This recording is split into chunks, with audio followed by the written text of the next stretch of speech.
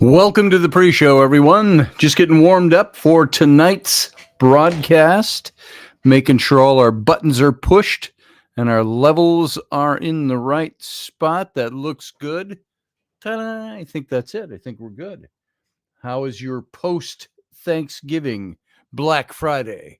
I guess it's only really Black Friday if you are out shopping today. But Friday after Thanksgiving, how's it going for y'all? Hope you all had a great Thanksgiving. And boy, that's all I got to say about that, at least in the pre-show. So we got about 2 minutes and 15 seconds. We go live. Hey, Elvis and Randall Flagg, good to see you both. And welcome to the program as people start filing in. Well, they're showing up, but they're not filing in yet. So still chewing, said Randall Flagg. That's cool. A little water. So, now we're going to talk about the biggest turkey of all this Thanksgiving is President Biden and in the White House. And hey, JP, Jason Patrick. Sorry, I almost burped. I'm in the pre-show, so I can say that. Regular crowd shuffles in. Yeah, that's right. 9 o'clock on a Friday.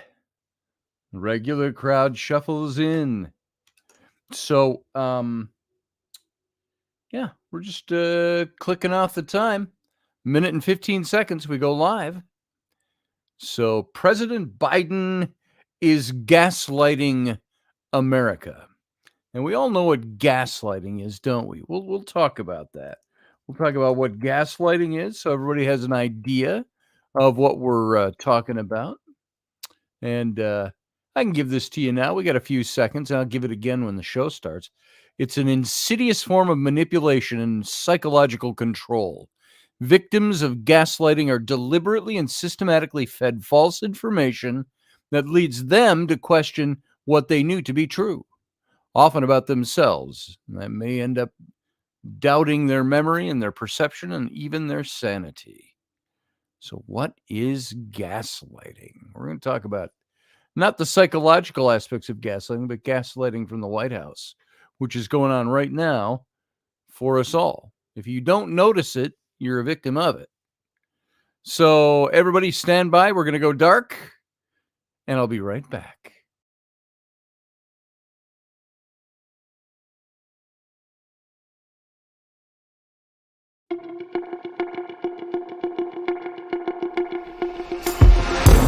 The Intrepid radio program with Scotty Roberts.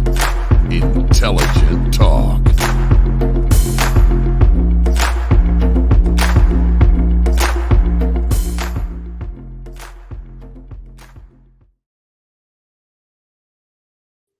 Hey, everyone. Welcome to the broadcast. Happy Friday evening. Happy post-Thanksgiving Day Friday. Happy Black Friday if you went shopping. We made the mistake. It wasn't too bad, but we had to go run some errands today. We weren't doing Christmas shopping today. And a lot of that's out of the way, and there's lots of little bits and pieces left to get. But so we... went out, Rainey and I wanted to go to lunch with her. I said, let's go to lunch and get a taco, something like that. Go to Chipotle, and which is one of her favorite places. And because she's gluten-free, there aren't many places she can eat anymore. So it's hard when we take Rainey with us as a family to go out to eat, which is, well, we take her with us all the time. I don't want to give the wrong impression, but so we went out today. And we noticed how full all the parking lots were. We're like, oh, yeah, it's Black Friday. But at least we didn't have to go into any major places and vie for competing for a TV or a doll or something like that. You know, it just starts to get old after a while. So good to see you all here. And as people come in, Randall Flagg, Elvis, Jason Patrick, we've got Claudette just came into the room, and more people coming, more people out there than I just mentioned. So if you're here and you want to join the chat room, come on in. Join the conversation. might be something you want to talk about tonight. And let's get rid of this graphic for now. Let's bring the whole show up. We'll bring our, there's our little scroll bar across the bottom, so you know where to find things. And there we are. There's our headers. So thanks for being here tonight. Thanks for coming on. And we will try to give you the most interesting hour that we possibly can. This, of course, is the Intrepid radio program, and I'm Scotty Roberts, your host. This is my show. You can go over to Odyssey Radio, ODYSY Radio, to go hear a version of this show that is in audio format only. So go on over there if you want to hear audio. And if you're over there and you want to see video, the simulcast, and you want to join the chat room, come on in. It's a very good chat room here. If you're on Facebook watching us, the chat room doesn't always pick up show everybody in the chat room your posts, and you might not see everybody's posts in the chat room. It's just a wonky thing with Facebook. So if you want to get the best chat room experience, come on over to my YouTube, youtube.com/Scotty Roberts. And check it out. Anita Palmer, welcome to the show. Would you say, hey, Scotty, and everyone, happy belated birthday? Working on Christmas cookies and listening. Outstanding. Christmas cookie time of the year. I've got one here I was going to eat. It's not a real Christmas cookie. It's a store-bought fake cookie. And I think it's probably still Halloween cookie overstock because it's orange. So I've got that sitting here. I didn't have time to eat it before the show came on. I was going to eat it and then didn't get there. So all of you who are here at the show tonight, welcome. And a couple of things I wanted to show you. The first thing was, remember I said, the Bible cards that I did, the Ancient Heroes cards. Well, I got my set and I showed off some of them, but I finally put them in these sleeves. And if you get the whole set, you can do like I have done here. And I've mounted them all in these collectible, the lights reflect all over this glossy finish. But that's from card one, and then all the way through the whole deck is in here. And so the way these end up looking, if you put these in a 3-ring binder, then you got, of course, the front sides, and you flip the page, and it's got all the text from the back sides for every one of the stories that's depicted on the front. And so we got that whole deck. And you know what's kind of fun to see? What's really fun to see is the way the original cards looked versus the new cards. Now, I think the original cards 30 years ago were fun. This is the original set from 30 years ago. And some of these cards don't look much different. You'd be able to see if you really looked at them. You could see how I updated some of them, how I updated backgrounds and things like that. And a good example, I'll show you one example and then we'll move on. But things like this. This is the original deck right here. This is how the original deck of cards looked. And you can see the backgrounds like this one over here in the top left, the yellow with the light shining at the yellow background, orange backgrounds, things like that. You can see Deborah down here at the bottom and her 2 cards. Well, in the new deck, they look like this. If I can find the right page. Let's see, this page, no, these are all mixed up. So let me get the right page right here. And here we go. So if you see how these old cards looked, we had like this one with the, I wish I could show you that without all the gloss on there. See that card? There is the newer version of that card, then has more of a background to it that I've added. So things like that, blah, blah, blah. There you go. Too hard to look at on the screen, so I'm not going to do any more of that. But those are out. If you want to go to ancientheroesofthebible.com, you can get this complete set of cards, the whole redo cards. The old ones are not available anymore, but you can go pick up the whole set. You pick them up for, there's 8 cards in a pack, $8 a pack, $7.99. And you collect them, trade them, give them out, stocking stuffers. You can get the whole set. You'll get 9 packs of cards, 8 or 9 packs of cards. And you open them all up and you get the whole set. So it's the way they're all put together that we know which ones hold what cards and so on. So you can buy the whole set for $48, I think it is. So there it is. Merry Christmas. Those are out. We're still working on hopefully getting out the you want to be how to be an archaeologist. My publisher's working on that. Not sure if they're going to be here in time for Christmas, but we're trying. So I'll let you know, and I'll keep you posted on that. And I think I don't have much of anything else to share with you. I thought there was some other little bit of news. I did want to update you on Ruben Fast Horse. As many of you know already from listening to this show, he had a head injury almost a year ago, and that has never really healed up, and it's given him more neurological problems. And they believe he had a stroke or something with blood on the brain that was still there. And we thought we were going to lose him a week ago. And that's when I first found out. And so he was in the hospital, non-responsive for 2 weeks, and paralyzed on his right, which made him wonder, was there a stroke there? They had to do surgery again to release blood on the brain. They've done that twice now since then. I think once or twice this week. And Susie, his girlfriend, they've been together for 8 years, but they've never done anything legal. So she's not a legal common law, which is handicapping her right now in decisions that are being made. And so she said it's really hard to see. He's down to about 130 pounds as of a week ago, and looked emaciated, and he was intubated.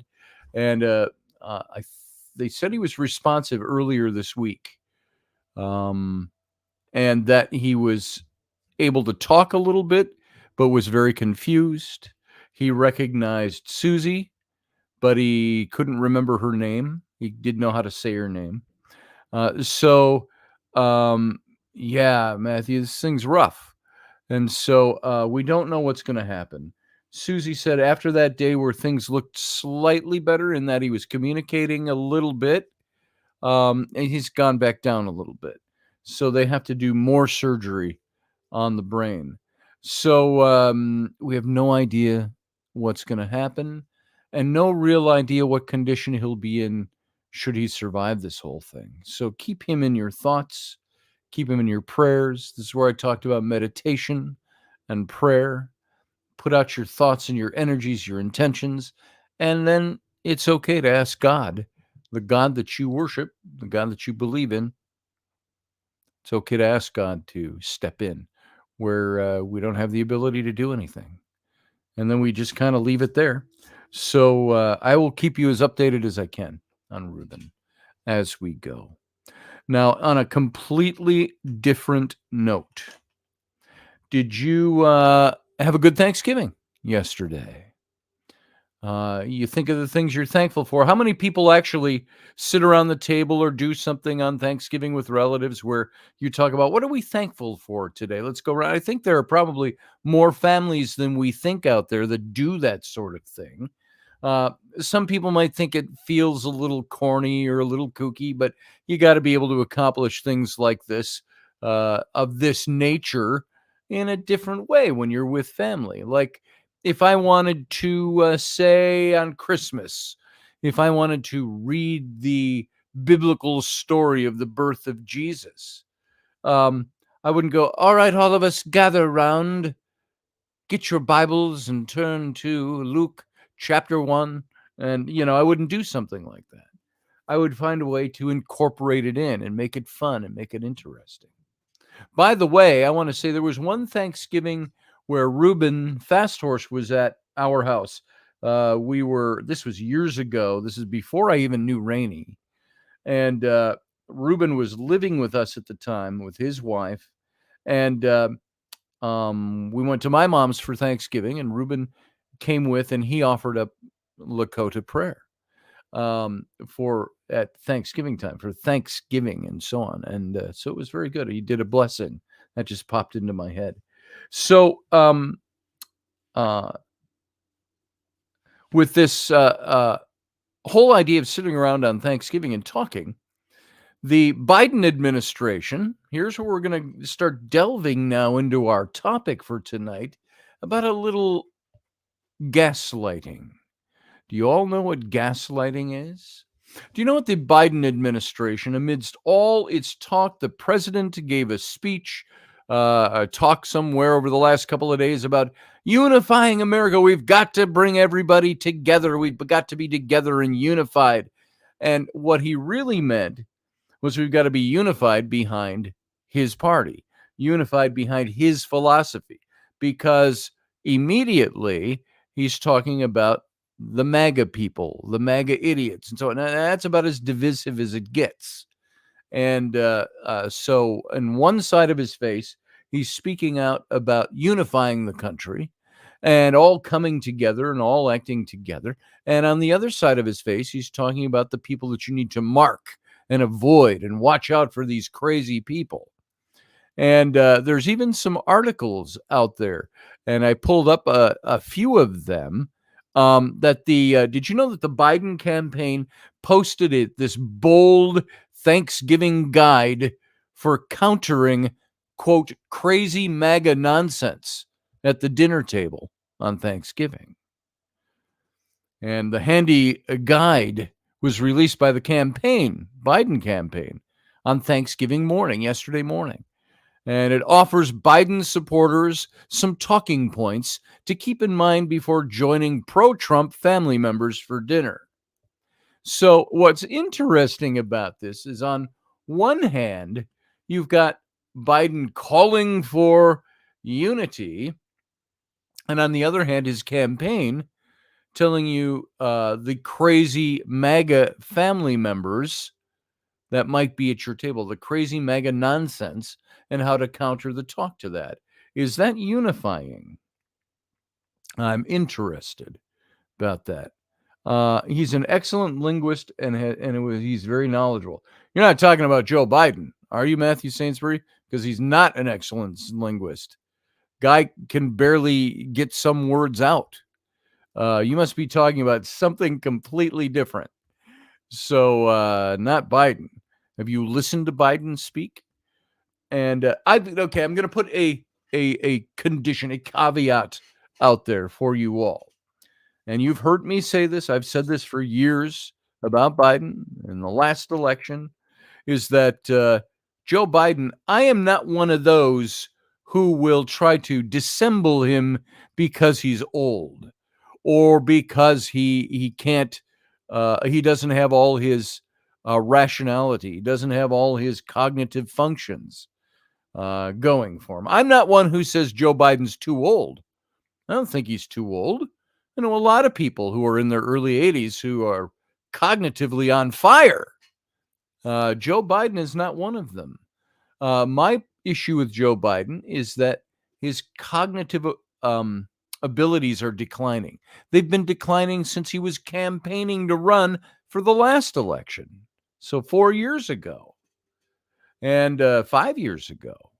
And so Joe Biden, for whatever you think of him, whatever you think of his politics, whatever you think of his political ideologies, I am one who tends to think he probably, like any Alzheimer's patient, he has glimmering moments. But I think overall he's in such decline that he cannot keep those things straight. And he's got a whole administration of people that are running the presidential office. Not just advising and doing their jobs. They're covering for the president.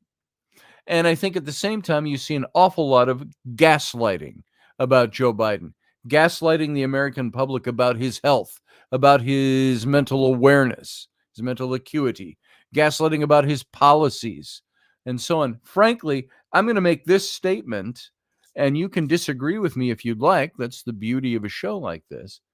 I don't think that Joe Biden has accomplished anything. And I don't say that out of any malice for the party, because I'm not really a party politic kind of guy. I am an individual kind of person. I look at what the individual brings to the table. I look at their individual political philosophies. I don't have to like everything about your political ideology or your party to either like or dislike you. There might be some issues you're good on, some issues you aren't. But I will say this, from the moment Joe Biden hit office, it was very clear that he was only there doing what he was told. He spent the first 30 to 60 days trying to eradicate everything that was the Trump presidency. That was his job. The left wanted Donald Trump eradicated. And it was because Donald Trump came in and said, I will clean the swamp. He says, and you can agree or disagree on all of this stuff. But he came in and not really caring about any special interest groups. He was there to do his job, to do the job that he felt he needed to get done. And for that, he thumbed his nose at the establishment in D.C., and that has cost him dearly. You see it still going on now. They tried, from the day Donald Trump was in office, they attempted to take him out of office. Did you know the first of 9 attempts to impeach him happened on day 2 of Trump's administration? Day 2, all the way back in 2017, January. And so they then, what was it? The Russian collusion hoax, which we found out was a hoax. The millions upon millions of dollars over that. All the charges against Donald Trump, all of this, all of that, all through his presidency. The guy has got the thickest ass I have ever seen on a president, and he's still good-natured. And so once they found that they couldn't remove him from office, which is what they tried to do all the way up until the end, they impeached him twice. But remember, the Senate vacated it twice. The Senate didn't vote it. The Senate voted it down. So he was impeached, but not impeached. It's like I saw a meme, something about Biden. Trump saying, "Even when I'm impeached, I'm not impeached." So they tried everything they could do to get him out of office. Then you have an election that he loses. Pause on that and think about that for a while. Not everything is as it seems. So then on top of that, after the election, what did they try to do since he's running again? I don't think you'd have heard anything about Trump if he'd have just retired and gone off into the woodwork. But because he's running again, and he's made as much noise as he has, what have they tried to do? Are you watching, folks? Are you watching how much is being thrown at Trump right now? Never has a former president come up with this many charges against who he is, indictments out there. And it's not because, some of the left who don't think, they'll tell you, well, he's obviously a very bad man. I would counter that with saying you're not looking.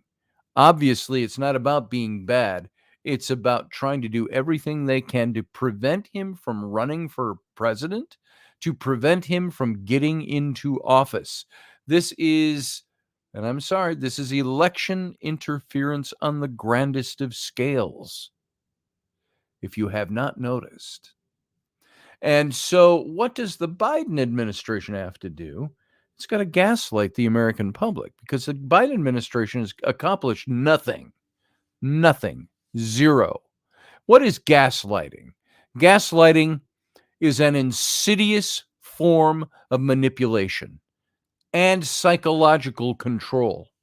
And victims of gaslighting are deliberately and systematically fed false information that leads them to question what they thought they knew to be true, and often about themselves.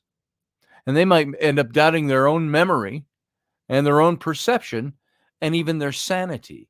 They used to say when Hitler was in power, and I'm not making a comparison between Hitler and Biden, by the way, but when Hitler was in power, they'd talk about if you tell a lie long enough, strong enough, and often enough, people are going to start believing it. And so this is gaslighting. This is what I think is going on in the current administration. I think you're seeing an awful lot of gaslighting that's going on. One thing, let's cover a couple of things. I started off with the Thanksgiving guide for this MAGA nonsense. There is something that was posted on, and it was almost satirical. It had a satirical feel to it, and Biden's campaign put it out there. This was over on X, formerly known as Twitter, and this is your handy guide. It says Biden Harris HQ. Here's your handy guide for responding to crazy MAGA nonsense this Thanksgiving. That's how they introduced this. And they came up with several points over several different posts. And they all have this kind of yellowish background with fall leaves and stuff. And it says the title was Your Handy Guide for Responding to Crazy MAGA Nonsense this Thanksgiving. Now, mind you, this is coming from the president and his administration that is saying we need to draw the country closer together. We need to unify.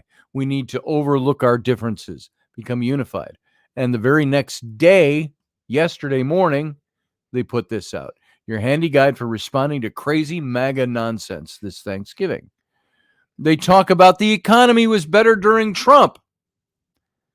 And these are charges they're putting out. The economy was better during Trump.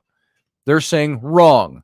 Trump had the worst jobs record of any president since the Great Depression. This is a claim the Biden administration is making. Guess what? That ain't nowhere near the truth. You just look at the jobs factor, and you will know that that is an bald-faced lie. Inflation is the lowest it's been in 2 years, says the Biden administration. Did you realize, folks? This is what they're going on. Listen to the spin in this. Inflation is the lowest it's been in 2 years. Well, it crested 2 years ago. It has not back down to its former state. It's dropped a couple of points, and that's it. Look at your Thanksgiving costs, says the Biden administration, under the economy was better during Trump. Just look at your Thanksgiving costs compared to last year. Gas prices, cheaper. Turkey, cheaper. Eggs, cheaper. Excuse me. Now, I don't have this exact figure in my head. I'm going to kind of make this up. But are your eggs cheaper than they were last year for Thanksgiving this year? Remember, 3 years ago, eggs were like, okay, I'm using an arbitrary figure, $1 a dozen. Then they shot up to $4 a dozen. Now they're at maybe $3.50 a dozen. So the Biden administration's claim is that eggs are cheaper than last year. Yeah, but they're still $2.50 higher than 2 years before that, when the former president was in office. So this is the kind of way they do things. Was your turkey cheaper this year? Was meat cheaper? Was gas prices cheaper? They were yesterday, but we've been paying upwards of $3.50 for a gallon of gas. And just about a week ago, it dropped down for the Thanksgiving holiday, dropped down to $3.19. And we actually got it for $2.91 in a small town in Wisconsin here yesterday on Thanksgiving Day. So it'll be interesting to see where those gas prices go in the next week. So they go into the question of Trump's going to protect our Social Security and Medicare. And the Biden administration responds, are you kidding me? Trump tried to cut Social Security and Medicare every year he's been in office, every single year. No, he was trimming out fat. He was not trying to cut. Again, these are not facts. They're gaslighting America. They're telling lies to get America. Yeah, all you have to do is go look. And I'm not here to give you all the counter figures, but they talked about Trump secured our border. And they said, no, he didn't. Folks, look at our southern border and tell me, is it better now than when Trump was here? All he did was separate families, put children in cages, and leave behind a broken immigration system for Joe Biden to clean up. Did you hear that? This is what the Biden administration is claiming. Now, if he's reelected, he's promising to make it worse, rounding up Latinos into mass detention camps, ending birthright citizenship, and shooting people at will. Can you believe this? Then they go into talking about abortion and how Trump's better for workers and not. They're countering all these claims and how world leaders respected Trump. Trump is winning in the polls. And they go, oh, those same polls and pundits who said Joe Biden would never be president, that Republicans would have massive wins last November. So, yeah, polls are tricky, funny things. But you know what? There are certain polls, if you watch the history of how polls work, there are polls that are very telling. Look out, says Jason over in the chat room. He says, look out the cognitive dissonance if the current administration and supporters is strong in the current administration. Yeah, they are. I got Jay Jordan. Is that John? I can't see your picture from here. I don't know which Jordan I've got. Scotty, something the Democrats don't seem to understand. No, that's Jim Jordan. And that's not Representative Jim Jordan. This is my other friend, Jim Jordan. I know too many Jordans. John Jordan was another friend. I see your face now, Jim, in your picture. Scotty, something the Democrats don't seem to understand. It's that calling Trump supporter MAGA extremists isn't an insult. There it is. He says, I'll never apologize for wanting to make America great again. I won't either, Jim. I'm right there on the same page with you.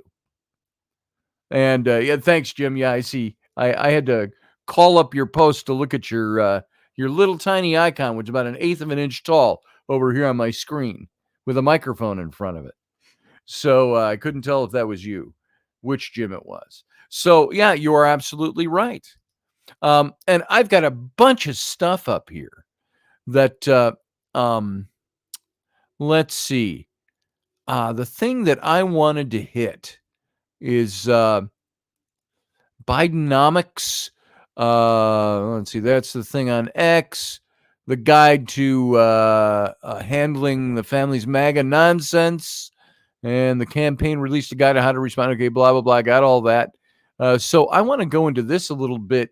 This whole Bidenomics that's gaslighting.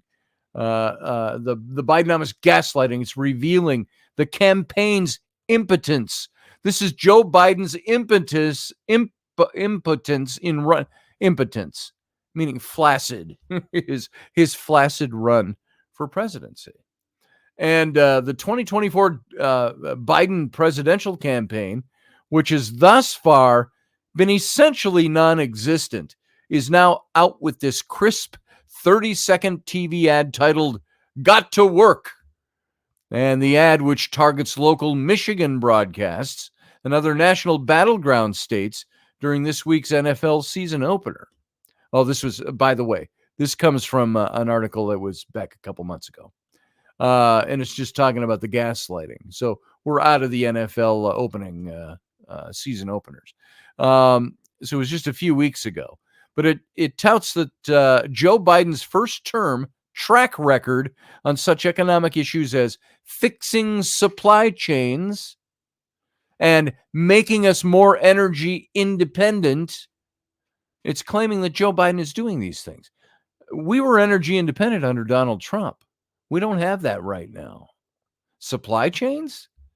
The fact that this is the subject of Biden's first major post-Labor Day advertising barrage confirms what was already fairly obvious, that the president and his team intend to make so-called Bidenomics the focal point of their re-election campaign messaging. You know, folks, it's all they got.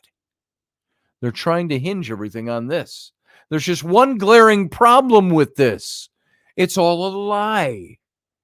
Biden can try to gaslight the American people, and he can try and retrocon the past few years to his heart's content, but evidence is simply overwhelming. The ruse is not gonna work. Last year, folks, if you're paying any attention, Rush Limbaugh used to say, you don't have to look into these things because I'll do it for you. Well, I won't do that. I'm not an economist, and I'm not super tight on all the details. I've got to pull my details from good sources. But last year, the U.S. economy formally entered a recession in year 2 of Biden's administration, which until 2022, when the Biden administration attempted to redefine the word recession, remember that? They tried to redefine it. Oh, well, the recession just means. They tried to redefine the word because they could not get around the fact. And it universally meant consecutive quarters of negative GDP growth. They attempted to redefine the word, universally meaning in their redefinition consecutive quarters of negative GDP growth. And around the same time last year, the annualized inflation on consumer price index surpassed 9%. That's the highest reading in 4 decades, folks. 4 decades. That's 40 years. For those of you who don't know what a decade is. So since the infamous stagflation of the Jimmy Carter era. And inflation was particularly thorny for many basic household food staples such as chicken and eggs, which we talked about. Some of which experienced 20 to 30% inflation at summertime 2022 peaks. Now, let me ask you something. Is it cheaper right now for you to live than it was last year? Maybe a couple of pennies? Because that index has come down just a hair. Is it cheaper than it was 3 years ago? No. Inflation has since cooled down a bit, but it's still running considerably hotter than the Federal Reserve's stipulated 2% target. And so according to the Fed chair, Jerome Powell, he's not ruled out still further interest rate hikes at a time when mortgage payments are already catastrophically high. And so for the median American family buying a home right now, mortgage payments doubled from roughly 14% of monthly household income in 2020 to nearly 29% in June of this year, just a few months ago. It nearly doubled from 14% back in 2020 to 29% this summer. That's the highest that particular metric has been in nearly 40 years. So meanwhile, Saudi Arabia and Russia have announced more oil production cuts through the end of 2023, at a time when the national average price of gallon of gas is already near a record high. It's doing this kind of drop and back up, drop back up, drop back up. So supply chains have not been fixed at all. On the contrary, Biden and the Transportation Secretary, Pete Buttigieg, the comically unqualified former mayor of Indiana's 5th largest and crime-ridden city, who knows absolutely nothing about transportation other than how to drive a car, have overseen a historic supply chain disaster that's devastated importers and exporters, truckers, and countless small businesses alike. Biden would prefer voters forget that many children missed their Christmas presents in 2021, precisely because of the very supply chain issues that the senile gaffe machine now falsely claims he fixed. Gaslighting. They're telling us that he fixed this and that it's better now than it's ever been under Bidenomics. Folks, open your eyes and open your heads. Maybe this is thing. I'm not trying to insult anybody. Just saying maybe it's things you don't think about on a regular basis. I don't think about the economy on a regular basis until I got to go buy something. I'm like, what the fuck am I paying this much money for this thing? So as for energy independence, No president in modern history has done more to make America more dependent on foreign oil and foreign energy than the Biden administration. None whatsoever. And he's claiming they are building energy independence in our nation. We are more dependent than we have ever been on foreign oil. From his inauguration day blocking of the Keystone XL oil pipeline, to his obstructing federal oil and natural gas leases, to his overt and failed groveling to the Saudis, whose reform-oriented crown prince he outrageously blasted as a pariah on the 2020 campaign trail. While he's campaigning, Biden calls him a pariah, then goes and begs oil from him. He said, fuck off, basically, in a polite way, was what he said. And there, I've used the word fuck twice in 2 minutes on this show. So, he went and begged to boost oil production. Every energy policy that President Biden has overseen has appeased the left's radical climate change wing and undermined the material interests of the American working class. So once upon a time, Biden might have styled himself a blue-collar Joe from Scranton. But as absent-minded and senescent octogenarian without any remaining coherent convictions in place, he's revealed himself in the denouement of his life to be a cat's paw of green lobby misanthropes. That's all he's doing. The fact that Joe Biden's paper-thin, basement-dwelling presidential campaign is rolling the dice with Bidenomics as its go-to message as we approach the heart of the 2024 campaign cycle can be explained by one truth. There is simply nothing else for Joe Biden to run on that's a positive factor of his presidency. Nothing to run on. Why do you think they are gaslighting America? I listened to Jean-Pierre, KGP, Jean-Pierre, Kareem Jean-Pierre. I listened to her, the press secretary, and she makes me roll my eyes first back in my head. And my God, I want to say, is anybody buying the bullshit that she's putting out from that lectern? It's unbelievable, the gaslighting. And she's got to know she's doing it, or she's really stupid. It comes down to being that easy. The Biden message is all they've got. They're rolling the dice with it. There's simply nothing else for Biden to run on. And even that isn't a good record at all. They're claiming it's a good record. And surely it can't be the unprecedented number of unvetted illegal aliens pouring across the southern border. He can't run on that as a success story. It can't be the proliferation of narcotics and the fact that roughly 110,000 Americans dropped dead last year of drug overdoses that came in across the border. Surely it can't be the epically botched withdrawal from Afghanistan, which saw 13 American servicemen die in vain, and the Taliban flag hoisted over the old U.S. Embassy in Kabul. Surely it can't be the prized Biden regime cultural fetishes, such as the barbaric surgeries of modern gender ideology. Do you know that just this week, Karine Jean-Pierre came out saying that the White House is viewing today, I think it was earlier this week. Today is transgender, grieving transgender deaths day. Transgenders who'd been killed at the hands of people who didn't like them for what they are. And frankly, for the record, I don't care. If you're an adult and you want to cut your junk off, it's your choice. Just don't teach it to my kids in school. That's where you will have resistance from me. But I don't care.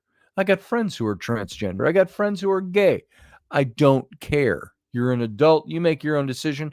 I might think you're goofy, but that's my opinion. So they wanted, this is what the White House focuses on, these personality politics. They want to have, or they had a grieving for transgender deaths day, and that totaled to 26 people died last year who went through gender surgery, transgender surgery. Somehow they forgot to grieve for the 28 people last year who died of lightning strikes. So there you go. Jim Jordan, can't she be both? I didn't see the whole thing, but I'm talking about transgender, and you're talking about can't she be both? It's going to hit the fan soon, says Claudette Malespina.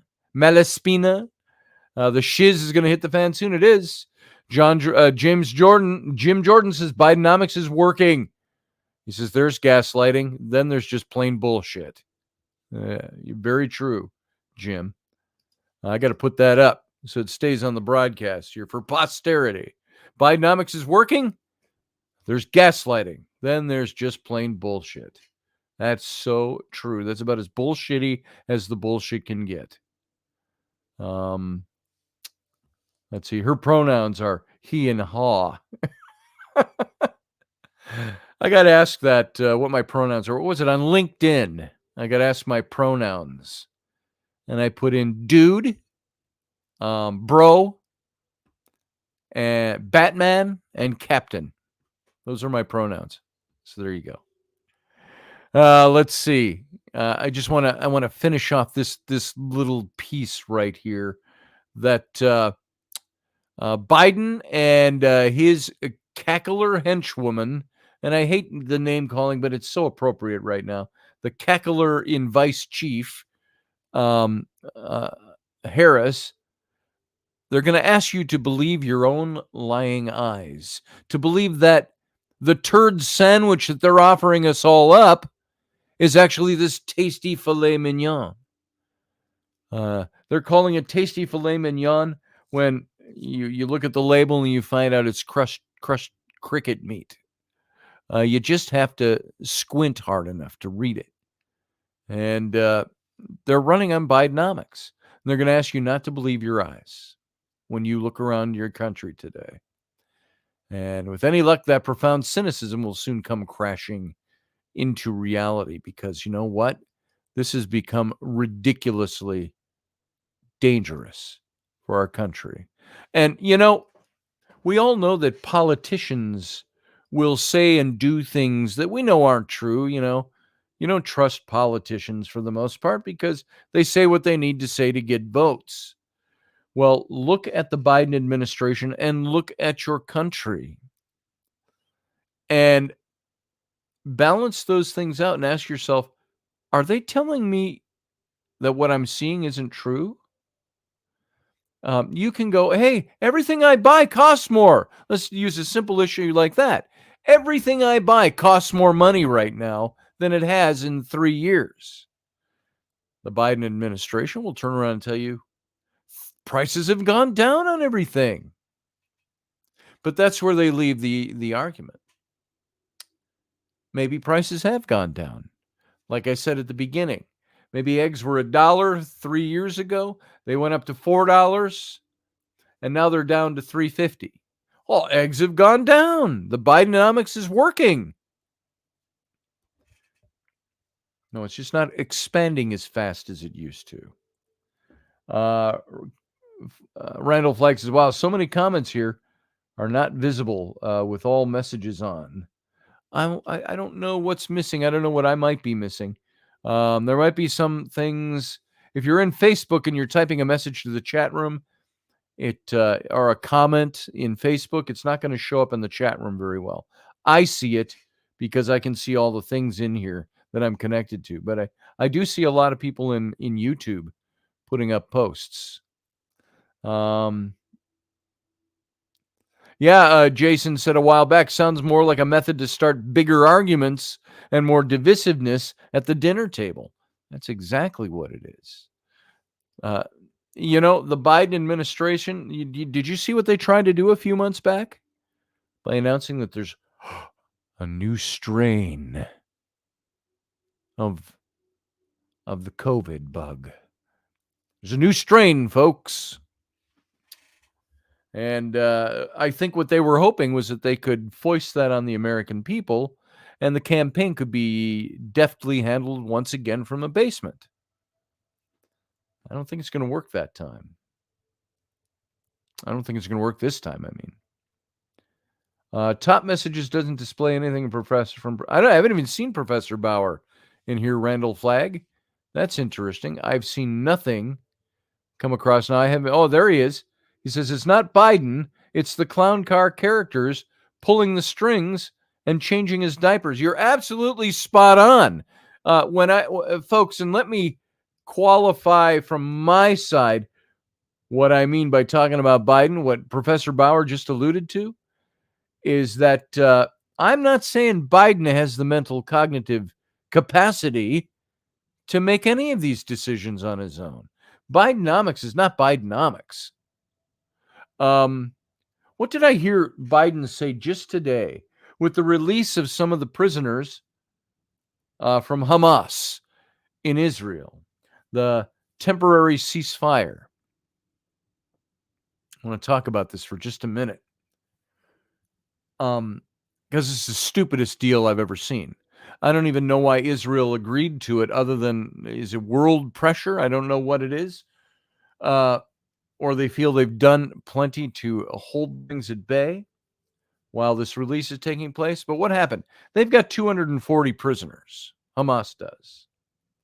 Kidnapped. This is what they do. They had been in the mode for decades of being able to take people and try to ransom them off. Remember, under Jimmy Carter and when Ronald Reagan got into office, they released all the prisoners from the Iran hostage crisis. They released them all on Election Day. Or I'm sorry, on the day that Reagan got into office, January 20th. They released them all because they knew what they were facing with Reagan. And so this is what they do. And this is where Reagan says, we do not negotiate with terrorists. There's no negotiation. Israel knows this. Israel knows that Hamas came in and committed acts of terror against their people and then kidnapped people, which is further terror, because this is what they are used to doing and getting away with. What's happening in this agreement? They're giving Israel 50 people of the hostages and demanding that Israel release 150 Palestinians that are imprisoned. And these Palestinians in Israeli prisons, they aren't imprisoned for, I don't know, driving without insurance. They're imprisoned because almost every one of them is in prison because they had something to do with committing violence against Israeli citizens. Israel has to release 150 of them. One of the other parts of the deal that I thought was absolutely ridiculous is Israel can now not, during the ceasefire, isn't allowed to fly drones over Gaza to do air surveillance. What? Why do they want that in there? Why is that part of not releasing prisoners? Because they don't want to be seen moving things around.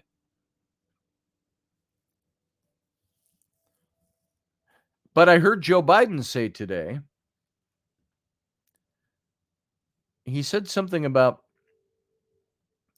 and it was the way he said it. The only reason these hostages are being released today is because of all the time I have spent working behind the scenes with Israel and Hamas to make this happen. Pull this leg and it'll play jingle bells. Joe Biden has been working with Hamas and Israel to broker this deal? I don't think so. And he out and out claimed it outright. He said, I don't know the exact quote, but I saw him standing there with a microphone, and he's saying the only reason these prisoners are being released is because of my hard work. He said, I think he even said that, my hard work in getting this deal done. This is gaslighting at its best. Somebody has told him it's his hard work that has done this, and he believes that in his mentally incapacitated state. Guys, if you're not seeing the gaslighting, you're not looking. Radio audience, we've only got about 2 minutes left before we have to get out of here, and I have so much more information here. I did want to talk about gaslighting on Biden's mental faculties. It was Piers Morgan who contrasted Biden's faculties with older popular figures like Mick Jagger, Charles Munger. Critics called out the White House on Wednesday, alleging that they were continuing to gaslight the American people about President Biden's competence and personal faculties amid increasing gaffes, brunch lids, and when the president reportedly has little scheduled until midday. And the most recent conjectures arose after CNN host Jake Tapper challenged White House Press Secretary Karine Jean-Pierre on Biden's acuity, citing a poll claiming 77% of adults are concerned with the president's ability to be president based on his age and stamina connected with his age.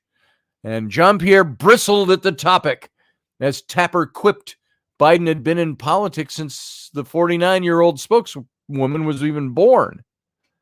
And so she countered that it's been hard for us to keep up with this president, as he reportedly is always actively governing.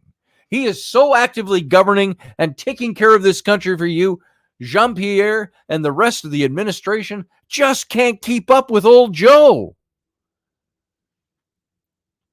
Is that what you're seeing, folks? Do you buy that? Jean-Pierre was challenged in the White House briefing room this week by a reporter who asked if such doubts had to do with the recent brunch lids. They're putting lids on after brunch. You can't ask any questions of the president. We got to end. We'll talk about this a little bit in the captain's cabin. Folks, listening on radio, join us over on my YouTube channel, youtube.com/Scotty Roberts. And you can sit in on the captain's cabin. But for now, live long and prosper. Everybody else, sit tight. Join us every weeknight at 9 p.m. Central Standard Time, 10 p.m. Eastern. The Intrepid radio program, a Scotty Roberts Productions broadcast.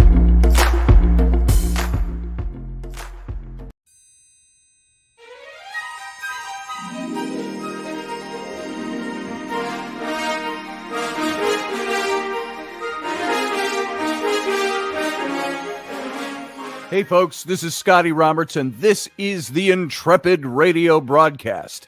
I've been broadcasting for about 20 years now, covering such topics as science, politics, the paranormal, weird science, weird world history, archaeology, and the paranormal. Everything from ghosts to cryptids to creepy things that go bump in the night. So every week I bring you 3 new episodes. Come and join my channel and also be a patron to this site. So see the details below, and we'll see you here.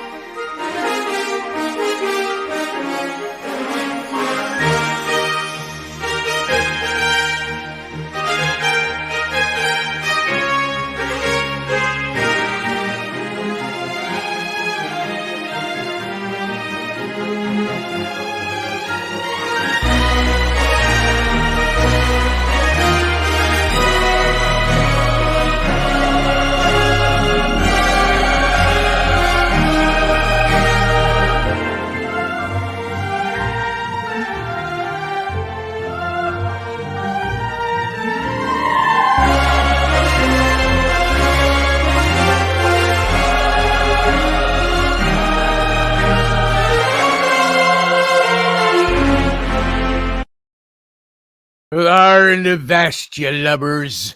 Welcome to the captain's cabin. The captain's cabin, dubbed thusly by you, the listeners of this show, a couple of years ago now. And so welcome. This is our after show. We can be a little less formal here, and we can let our hair down a bit. And it's a holiday weekend, so maybe everybody's around. Maybe everybody wants to talk. Excuse me. The link, if you want to call into this show, man, pardon me. The link, if you want to call into this show, is right here. You can call in and talk during this after show, this informal time. And I see Professor Bauer's already coming in. He must have something to say tonight because he's here early. Let me get rid of a couple of things here. There we go. Now we'll bring him in. Professor, how you doing tonight? I am above average, but I'm getting better. How about you? About the same. It's I'm a little I was going to say drawn and quartered, but I don't think I'm that bad. Well, that happened to the whatever meat was served yesterday. Yes. And I didn't overdo it yesterday.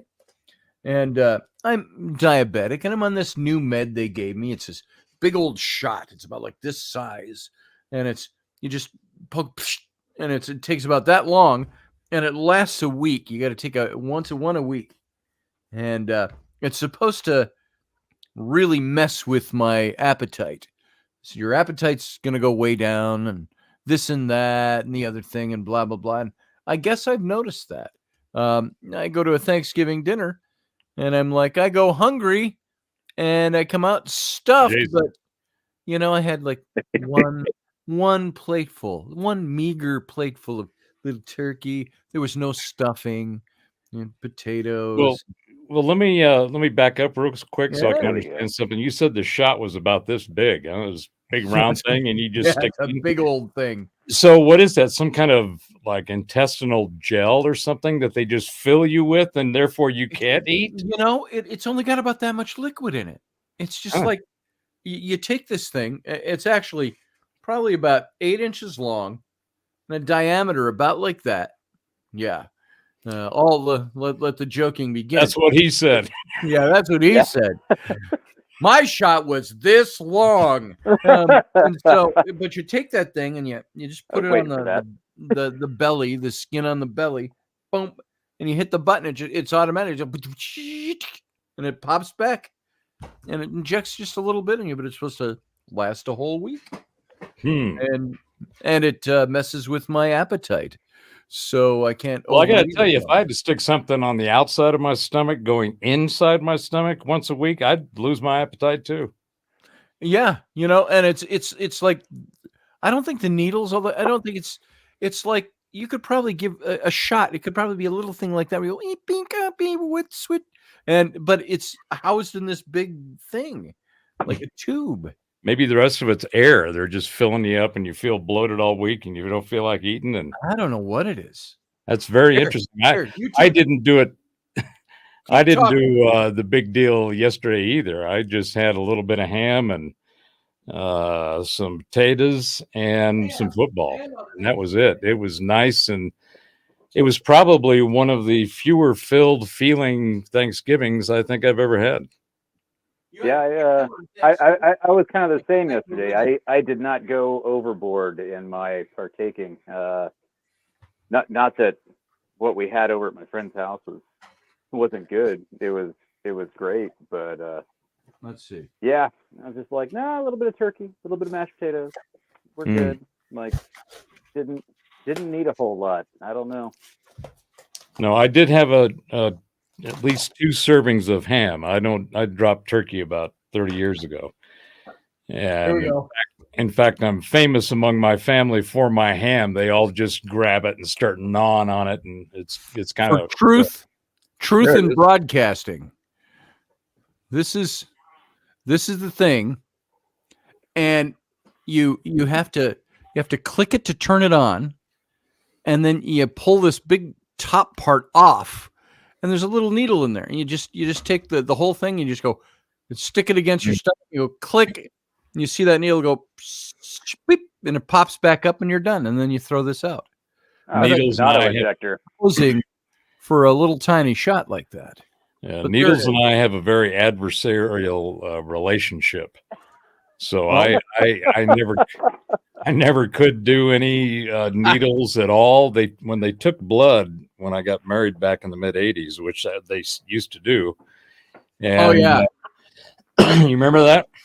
I do. I had to have a blood test when I got married in 1982.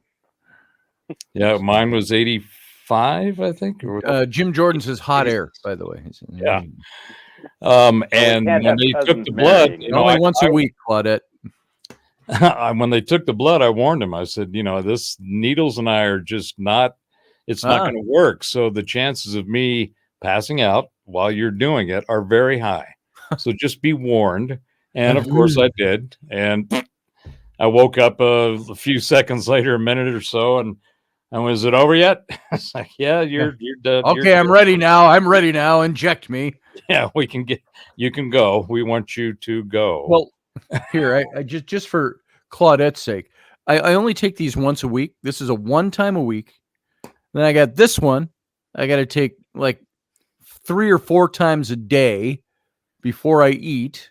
And then I got another one that looks just like this, slightly different color. That's in the morning and in the evening. Those are just my shots. Then I got to take pills on top of it. So far I'm pretty regulated. I'm pretty good. My my A1C, for those of you that keep track of such things, if Sarah Yusuf is out there, my A1C was about 7.5 the other day, which is pretty good because it was close to 12 about 4 months ago. So it's down. So diabetic talk. That's diabetic talk with Scotty. Tune in every Friday night at 10 p.m. for the Diabetic Minute. So let's. I did, of course, as you mentioned when I first came on. Now I'm on early, which means I must have something to say, and I need to make sure that I don't get cut off when I'm in the middle of whatever it is that I'm saying. Yeah. So, oh gosh, it's time to go. See you, Professor. I mean, you could just learn to be more succinct, not like I have room to talk. Well, the thing is that being concise and precise, precise and concise when you're trying to share an idea or especially something that may be considered some of the context and content is woo, right? Yes. Paranormal. We've been talking about religions and all of that. And sometimes it's hard to describe the crap that's in the carefully crafted and curated discourse that's out there. And one of the things that I've been pondering is, I think we're all pretty much, of the opinion. And it was a very good year, Jason. Actually, I got this yesterday at my friend's house. It's a sizer. He's practicing his corkscrew while you're talking. See, he's getting settled in for a good yacker. So if you think about the cornucopia of chaos and crap, okay? Yes. We have this it's ridiculous how much of it, which is, part we were focused on the piece coming out of the administrative side of our society, which we call our government. Right? Yes. And the government is where everybody. Hold on, wait, Yes. Professor. I need to figure out how I should enjoy the rest of your dissertation. I'm trying to figure out if I should drink this sizer from a rocks glass from Viva Las Vegas, or more of a tulip from one of the local beer fests. How much class is this going to have? That's really going to decide. I was going to go with. I wasn't considering class, but I was going to go with the tulip. Or the jug, right? Or just all utensils pushed aside. Just drink from the bottle, Jason. Right. The professor is giving it to us from the bottle tonight. I'm gonna class this up a little bit. I'll drink it from a tulip. That way I can. Nice, yes. What was that JP said? Be succinct, says John Jordan. Jordan. I keep wanting to say John Jordan because that's who I thought you were at first, Jim. I feel like he didn't hear my follow-up to my own comment of not. No, like we don't listen to this. Talk. We're selective hearing. Yeah.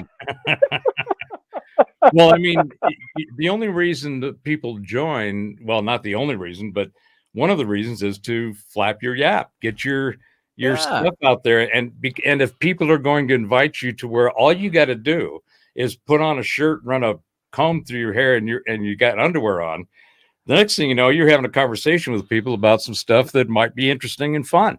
So I do that even without very true. Yeah, and so especially when you have people that are professional yap flappers like those that are on the show tonight. So I will go back to what I was trying to describe because as I said, as you said, you are correct. I have something to say.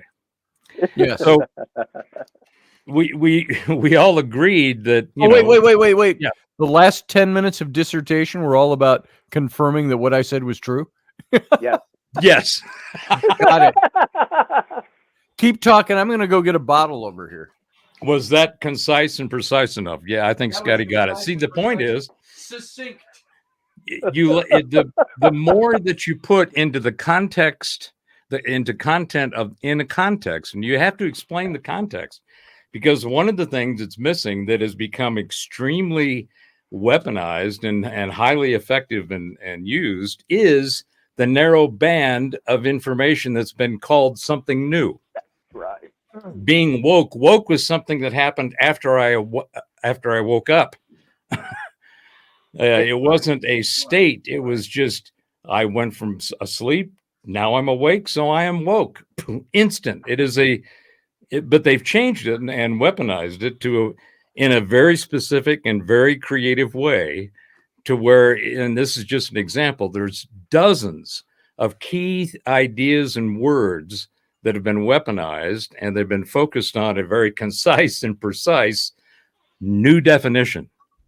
And or it's been inserted into a context that has been created around a narrative. And an example of that would be this whole victimhood mentality. Yes. Okay. That is the core of whether you're talking about race or gender or whatever the hell it is. Interstellar species or cosmic cousins, doesn't matter. There is a narrative assigned and people adopt around those topics. And those narratives are very carefully crafted to get the most effect. It's almost like chumming the sea. And this is the other thing. Yeah. The other thing that I wanted to put out there as an idea that I've been thinking about. Thank you, Steph. Now you just threw the whole thing sideways. So here's the thing. Like I said, we all agree and know that this carefully crafted and curated conversation of crap is specific, it's targeted, and it's effective. The alliteration, Professor. Oh yes, the alliteration. That was great. Oh, thank you. Yes, it was from the heart. So we agree on that. And so what's happening? What's the effects of that intent, of that operation? To me, it is if it's carefully crafted and curated, it is organized by somebody who is doing those things to it in order to affect an outcome. Yes. Right? Yes. Yeah. So what's happening? How's it working? Well, if you look at where this is targeted, where is all this stuff targeted? There is a direction of the intention to go manipulate get what they want. So what is that? What is that? Who's the target? How are those targets working? What's the environment? What are the targets? What's going on within that environment of those targets as a result of this intended discourse? And it's a mental worm. They're parasites, because what happens is, and I'm not going to go down the path of informatica, although I will if cajoled. But if my arm was twisted enough, so who was grabbing it and keeps, don't raise that hand. Yes. But the idea is the way that, if you understand the way that the mind works, not the brain, but the mind, which is two different things. The brain is just the energetic interface between the mind, the etherium, and the materium. Ha! Sarah there tonight. There you go. You got 3 in. That's 3 shots right there, I think. So when you think about how that mind works, that's what they've targeted, is that process. Yes. They've planted parasites in the psychology of the peeps. Yeah. They've proliferated thought worms that make people get with new definitions in new contexts. Yes. And with new, what the fuck are you thinking? Exactly. Models. I mean, I think they abandoned any kind of protocol or any kind of methodology or system that could have been replicated and defensible and repeatable and all of that, which is what you look for in a scientific method and a process methodology. So they seem to have abandoned any care about that, because the stuff that they're doing is basically, if you are quote unquote anywhere near awake, you look at this and you go, what is going on here? Yeah. How can that be happening? What went in to make that happen? And you peel back the layers and you see that they've adopted whatever this new ideological concept that they've been fed. Yes. So if they're fed, hold on here. They're fed, and then you see what is the reaction of that. So what you went through with all of the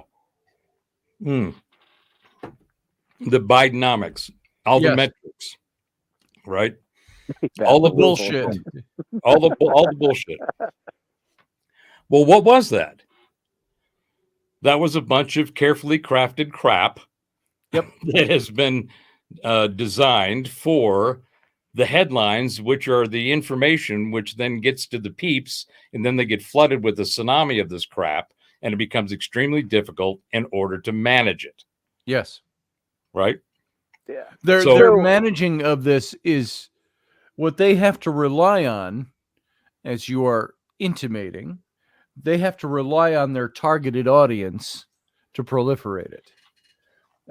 They have to rely on that because they can't rely on facts. So they have to rely on everything from, as you say, carefully crafted material to ad hominem to anything they can come up with to counter what you're looking at with your own eyes. And that, to me, that's what this gaslighting is all about. I'm talking about tonight. Yes. They are trying to convince people that what you're seeing, that I do not have 2 fingers in the air. Yeah. And those of you who know where this is from, this is for you. There are 4 lights. Well, see, so you use 2 examples of the gaslighting, like the ad hominem attacks. Those 2 are examples of techniques that are used. Yes. It's the content, it's the ammo in that particular weapon, which is the key. And so that's where the content and the new words and the new definitions and the new victims and the new categories, the recategorization of, say that 5 times, of humanity that they're trying to sell this shit to. Or they're not even trying to sell it. In some cases, the sales model is in there, but the majority of it, at least the most damaging and dangerous shit, is the stuff where it's mandated. And we've seen these symptoms in our social discourse across all the media platforms, and the banning and the shadow banning, the throttling and all this stuff. There's been all these different ways in which the managing language and ideas in the wild. So they're very targeted, they're very specific, and they are coming through as a tsunami. It's this huge flood of this stuff. Well, So I think when you talk to the huge flow stuff and delivery methods, kind of going back to that, I think you really started to see a lot of this stuff in its modern form. You really start to see it kind of come about with clickbait type headlines. Yes. Because that's what Jim Jordan just said. Yeah, when you have something like that, it triggers that almost instantaneous response within the brain to somebody who knows better or thinks they know better. Something that's clearly, hold on, wait, what?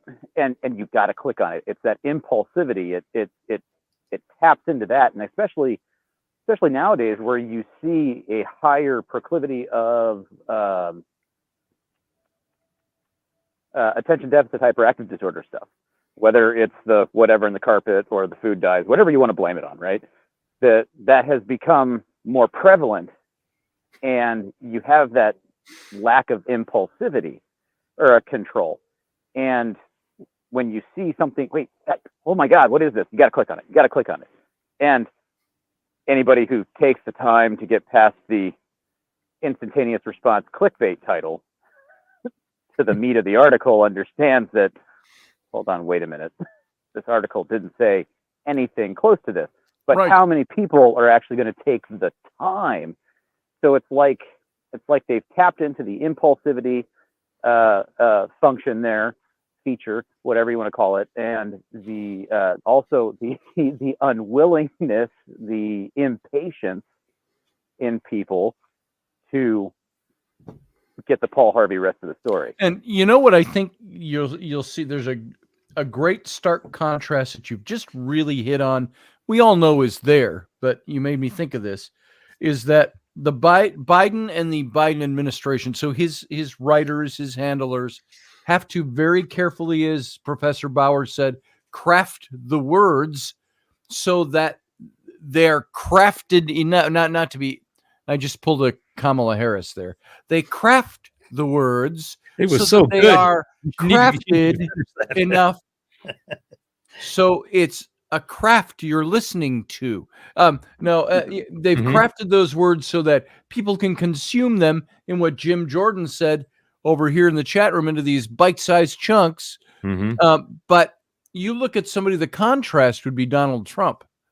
Did he ever come across to you like he carefully crafted his words? No. I think that, and here's one of the secrets. I think that. Well, yes and no. Well, I think everybody does. Just some are better than others. Yeah. But when you are going to go in front of people and say something, you typically are motivated to make sure that your words you're using, going back to our whole concise, precise, and succinct thing, you've got to have thought through about, well, what is the information and how do I want to get it across? Right. What are the words that I want to use?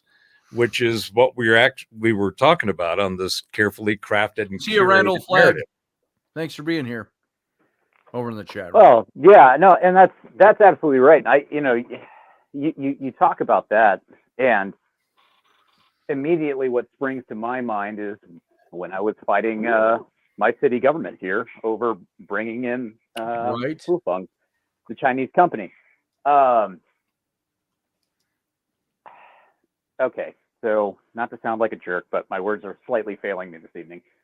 Sorry, just be a jerk. Make it easy on yourself. Filter you. It'll be better for us. Yes. Right? Yeah. I'll become the butt of jokes, and that's okay, as long as everybody's laughing. A lot of the people who were in this fight were not post-secondary educated or had a little bit of it. Now, that's not to say that they weren't all, college level educated or anything like that, but a number of the people who would actually get up and speak were not. And so they never dealt with the public speaking. You have to give a presentation in front of class.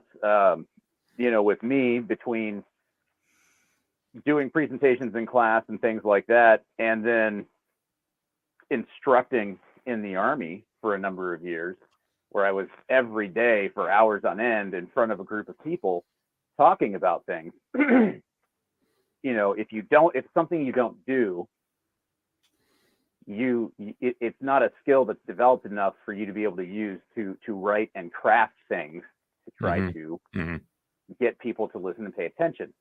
And so if you go onto YouTube and you look up Grand Forks and Fufeng and things like that in the city council meetings, because they're all saved on YouTube. But if you go and you look at that stuff and you watch some of the things that I say and how I say them versus what some of the other folks are saying and how they say it, I had a much easier time getting the people up on the dais to actually at least minimally engage with me by looking at me and at least listening on an active, in an active capacity on that level than others did. Why? Because they started going right into the emotion and the yelling and getting fired up and da-da-da-da-da. Every night that I went up there, except for a couple, I had a piece of paper, sometimes two, depending on how much I had to say and what I could fit into 5 minutes when I practiced. Because that's all the amount of time we had to speak. You could get them to listen if you carefully and precisely crafted what you were saying, stuck to the script, and prepared enough beforehand. If you wrote a bunch of notes and they were discombobulated when you got up there, they stopped listening. I mean, I actively watched the mayor just sit there and take notes and completely blow off somebody. Well, more than just somebody, multiple people, multiple times, and that in of itself was incredibly frustrating to watch as a person who was a leader. It's like, no, you need your people to listen. You need to listen actively to your people so you understand what's going on, and you don't just dismiss them. And the difference was incredible. We had a guy from staff AQX, so Secretary of the Air Force level, right, that I was in contact with, and he was like, hey, try to talk to them about kind of this stuff. Take notes, watch, see what they're doing. I've got people in the audience who are also watching and filling me in on stuff, and we're watching all the meetings, right? Like he had a whole crew of people watching the city council meetings while we were fighting this, right? Because that big Air Force was concerned about this company setting up shop 12 miles from the base. And, he would sit there. He'd be like, oh, they listen to you, Jason. Like they actually listen to you because you're going in there prepared. The more you can do that, the better off you're going to be. And, he had me trying to get the others to do the same thing. And good God, I tried. But when you're not used to doing that, it's very, very difficult to switch gears and stick to the game plan. Sure. And so how you present yourself, we all craft things if you're smart about it, right? If you're being thoughtful about it. You don't even have to be smart, like, genius, mensa, whatever. No, you just have to be thoughtful. I mean, good examples would be Mark Twain. Okay. Right. Who's not the other guy? Will Rogers. There was George Carlin. Now, was this Mark Twain before or after he discovered data? Both. He got it before and after. Nice. But in your point, Jason, and my short little anecdotal story as far as having to cut something down so an audience you're about to present to can consume it. I was running a tech division. It was early 90s, traveling all over the world. And my first trip to Beijing, I was going to give 150 or so participants. These are all tech people who wanted to learn the product so they could sell it, because I had it in multi-byte, I had it in Mandarin.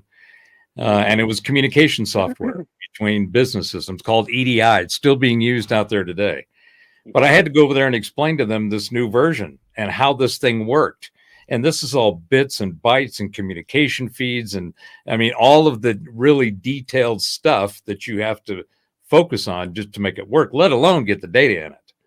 Right. Because it's orders and ship notices and invoices and all that stuff electronically from one totally different system to another. So that was the beginning, actually, of what we see as commerce on the net that we have today. But I had to go over there and give this presentation to 150 Mandarin Chinese that I'd never met before. I had I'm on the, I think it was a 67 and 47, sitting in the back when you could still smoke cigarettes. Yeah. They had the section in the back. And I'm flying from Chicago to Tokyo and then Tokyo to Beijing. So I've got like, I don't know, it was 12 hours or something.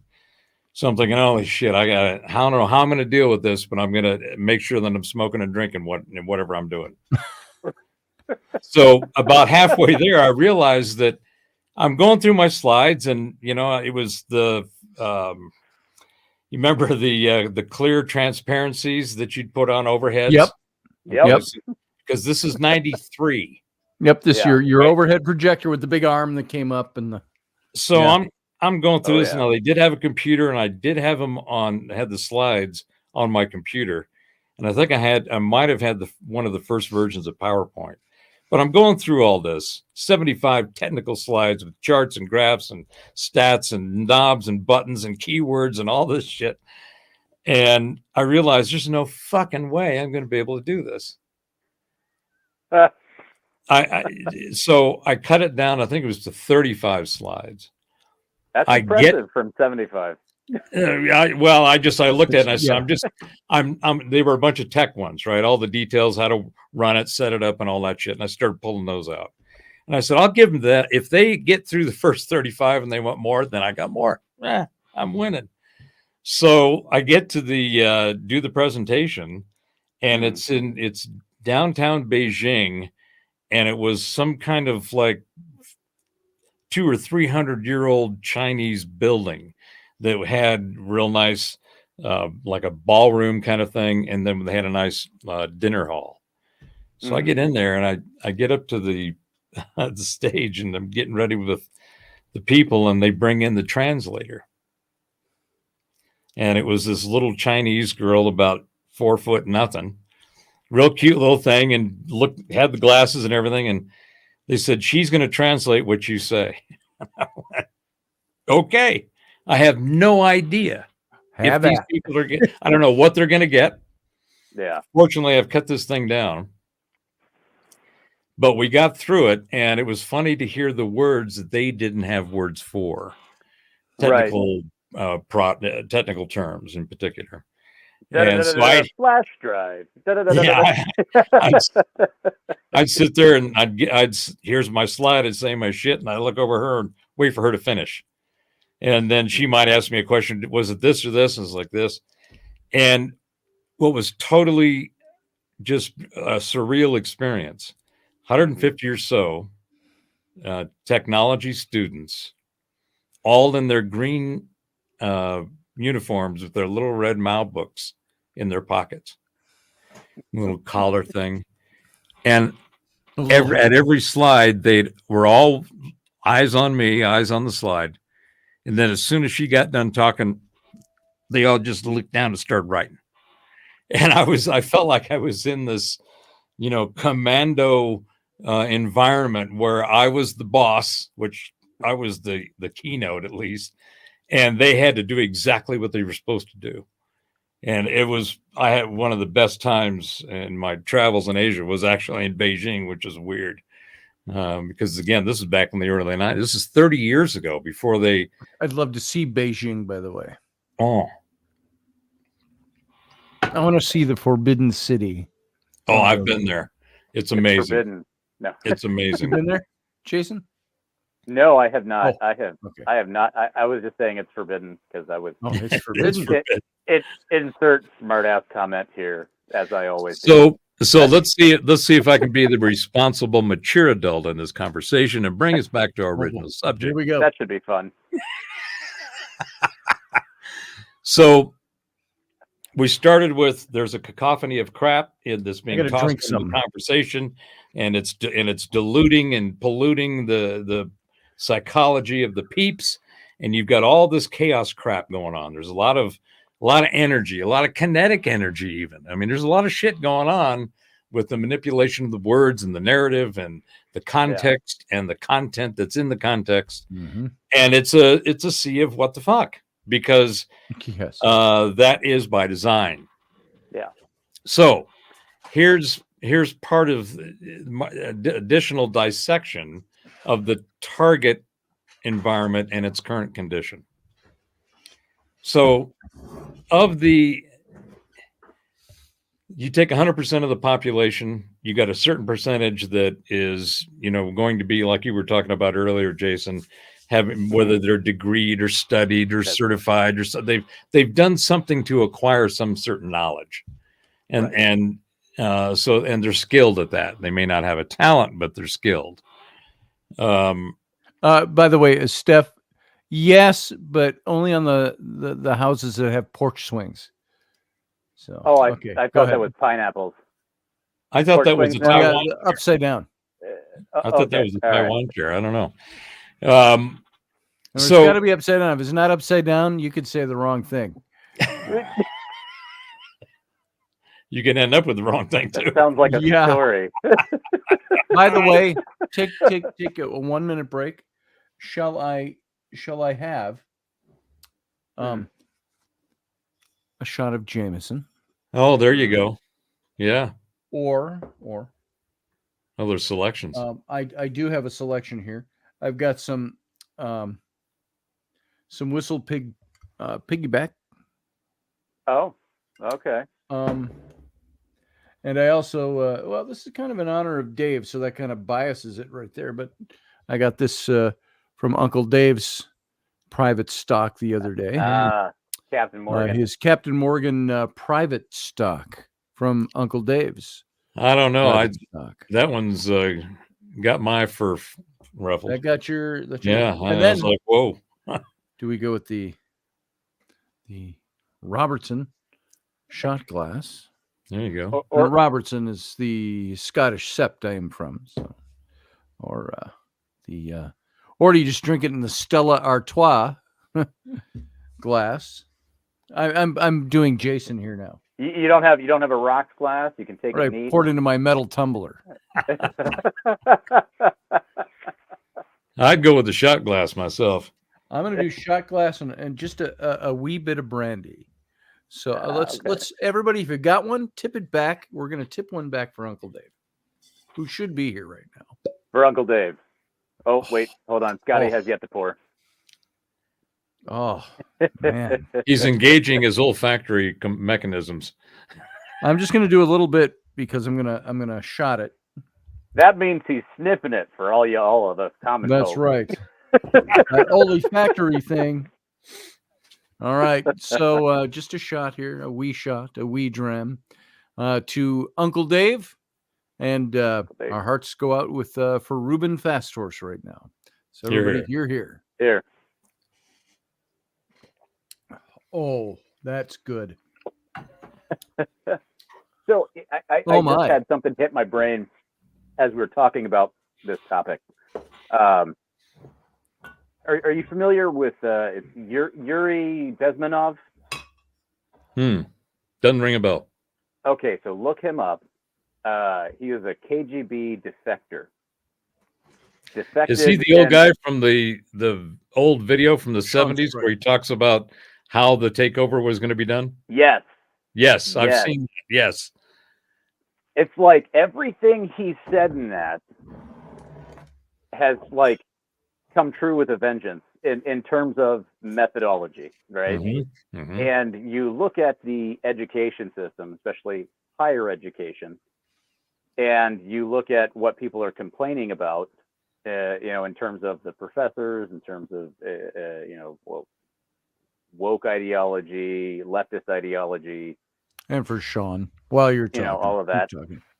And so it's interesting. So it's kind of one of those things where it's like, all right, so all this stuff has kind of actually played itself out. He was talking about this in late 70s, early 80s, when he was on that television show. It was a Canadian television show. And it's like, okay, so are we now witnessing the what has been sown is being reaped, right? So you see all the people who were impacted or who were, brought into certain ideologies. Now they're older. Now they're educators. Now they're impacting everything. And you have a whole different method of communication. I say whole different methods, really. I mean, because there's a whole plethora of them out there at this point that are effective for grabbing attention. And so it's like, are we watching all of this stuff come to fruition, and then doing so at an accelerated pace because of the informational access that we all have now, and a lack of peer review, if you will, on articles that get put out, or I should say objective peer review, because I'm sure there's plenty of them are like, that one's great, dude, post it. Well, that's part of the problem with the processes in the sciences in particular, is the whole peer review process. In fact, it was 5 years ago or so, there was a study done that over 50% of the papers that were submitted for peer review, accepted, and then published could not be replicated. So the entire peer review process, from, conceptually, it makes a lot of sense. But the amount of dysfunction, disorganization, centralization, and the whole ideology thing has been piled into these things. You have basically, your company of yes men, and just a bunch of claptraps stuck in a bubble that's based on a framework that's very narrow and only contains this. And then they get compensated and rewarded for that with these salaries and grants, because if you look at the individual silos, all of them are broken in some way, shape, or form, knowledge domains. But if you look at the process across them, interdisciplinary interaction is a rare event. In fact, there's a lot of fiefdom mentality over each knowledge domain by those who have been given the robe and the cap and the pin and whatever else they get. And you know what? And then be acknowledged as, the top of the field. That's an excellent point. I remember, so early on, I can't remember if it was late 17 when I took this historian position here at Grand Forks, or if it was the following year. But it was pretty soon after getting up here. I read an article, and it dealt specifically with history and historians, but I think it illustrates very well. And they were talking about how the field of history, the career and profession of being a historian, is dying. And it's dying because nobody wants to read it. Because when you get into academia and you're looking at these things, things can be very competitive, obviously, at schools, universities. You're jockeying for tenure, you're trying to get, you want to be the head of a department, all these things, right? And so it turns into, effectively, when you're writing a paper, or you're writing an article, or you're writing a book that people are going to use for reference, obviously not as a first-hand, source, but, several hands removed, so to speak. These guys tend to write in a way that is effectively a dick measuring contest. Look at how good way to put it. I know about this topic, and how technically I can write about this topic. And I am sure you have both read academic papers and like academic studies. It's Dude, like the legal profession. They're paid by the word. Right. Yeah. It's boring. It's painful to read. It's not interesting. It's not engaging to the everyman. So there's all this knowledge and there's all these lessons learned to pass on. Hey, don't do this. Or if you do this, this is probably going to be the outcome. That just get ignored. And one of the reasons and I agree with you, one of the reasons, in my opinion, that isn't being addressed is because of a complacency that has been adopted, and the curiosity and imagination has been squelched. And part of that, or one of the tools, in my opinion, that they used to do that was a very soft implementation of changing everything from meritocracy, right, where it's a merit-based approach, to mediocrity. And mediocrity is like, it's like, it's okay. And it's okay is easier to manipulate and steer when you put all these different delineations of oppressed and oppressor and victim and victimhood and those concepts into whatever the subject is. It doesn't matter if you're interviewing for the CEO of some major tech corporation, or if you're the one that's saying, hey, I'll sweep the floors and take the trash out. The level of competency has been squished, and I'm just going to throw this out there, and I'm sure I'll get some flack for it, but largely, at least heavily influenced by the whole feminist movement, and how that backfired. That's just another example of a cultural meme that was created that had decent intentions for the most part, but then morphed, got corrupted, corrosive, and all this other crap, and turned into exactly the opposite, or getting the opposite results of what they wanted. And you see that pattern with literally all of these ideologies that are quote unquote on the left or lib or progressive, whatever moniker they put on themselves. And I'll finish with this. I get really ground off, and not much grounds me off. But when really ticks me off.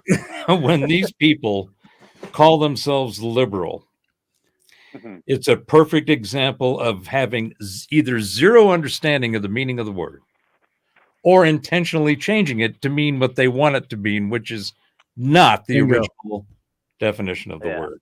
And I think one of the things that you run into with that, what you're talking about right there, is most people, most of your everyday, run-of-the-mill Joes and Janes don't really grasp what liberal is, and you have a select few who do, and they probably have some sort of leanings like what you were talking, what you mentioned with they purposefully do it, and you get a following of people who are undereducated in a topic. And well, they're basically just uninformed or misinformed. Right. Yeah. Because you don't have to be smart to smell bullshit. Yeah. Okay. Right. No, you don't. And so I ran into something that kind of being uninformed on something, and we're going to dig into my professional field of history. But so recently, and it kind of stretched out for a year, roughly, dealing with this. We had one of our geographically separated units reached out to me, and they're like, hey, we've got some airmen who are trying to push to change our official unit emblem, our squadron emblem. Now, the squadron emblem is a black bird in clothes with a flight helmet on, got a cigar in its mouth, and then it's got a chip of wood on its shoulder. And I think it was looking through some binoculars, if I remember correctly. And it turned into this whole thing of, well, we want to change it because this represents Jim Crow, and we feel that this is racist. Oh boy. And I'm like, no, hold on, wait a minute. Look, if you guys want to push ahead in doing this, even after I give you my feedback, I'll push the paperwork up. That doesn't mean it's going to guarantee that it's going to happen, but before we do this, I think there's some important things that you need to know, specifically about the history of your unit. And then the history of this symbolism and symbology of a black bird or a crow, and the usage of crow within nautical type environments. And so, I went through and I explained that, you guys did anti-submarine patrol during World War II when you guys were formed. That was your job. So you're flying out over the waters patrolling for enemy subs. So that's very much a maritime mission, even though you're an Air Force unit. It was very much a maritime mission.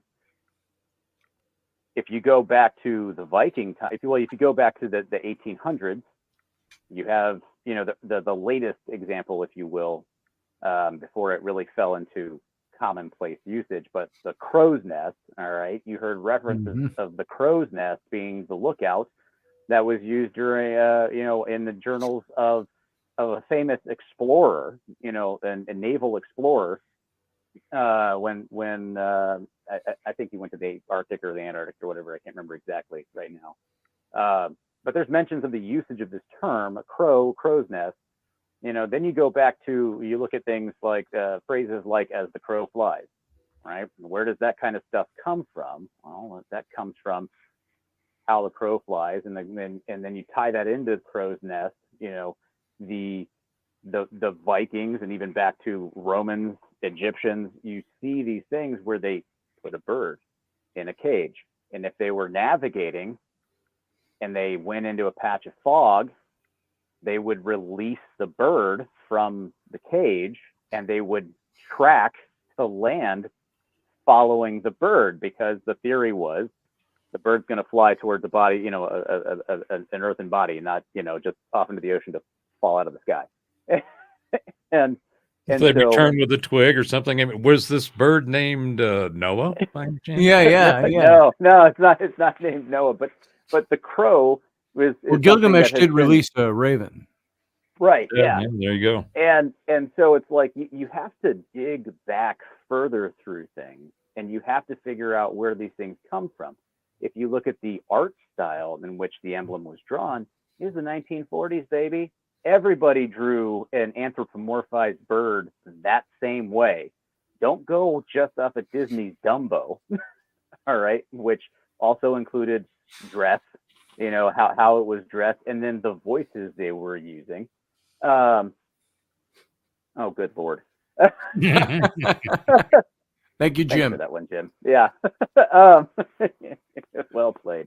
But you look at those things and you look at what was animation and cartoon and comic drawing stylistically like. Well, everybody drew them like that. Go look at Tom and Jerry. The same kinds of postures. The bulldog always had the puffed chest. Like all. Well, Jason, you're talking about symbology. Yes.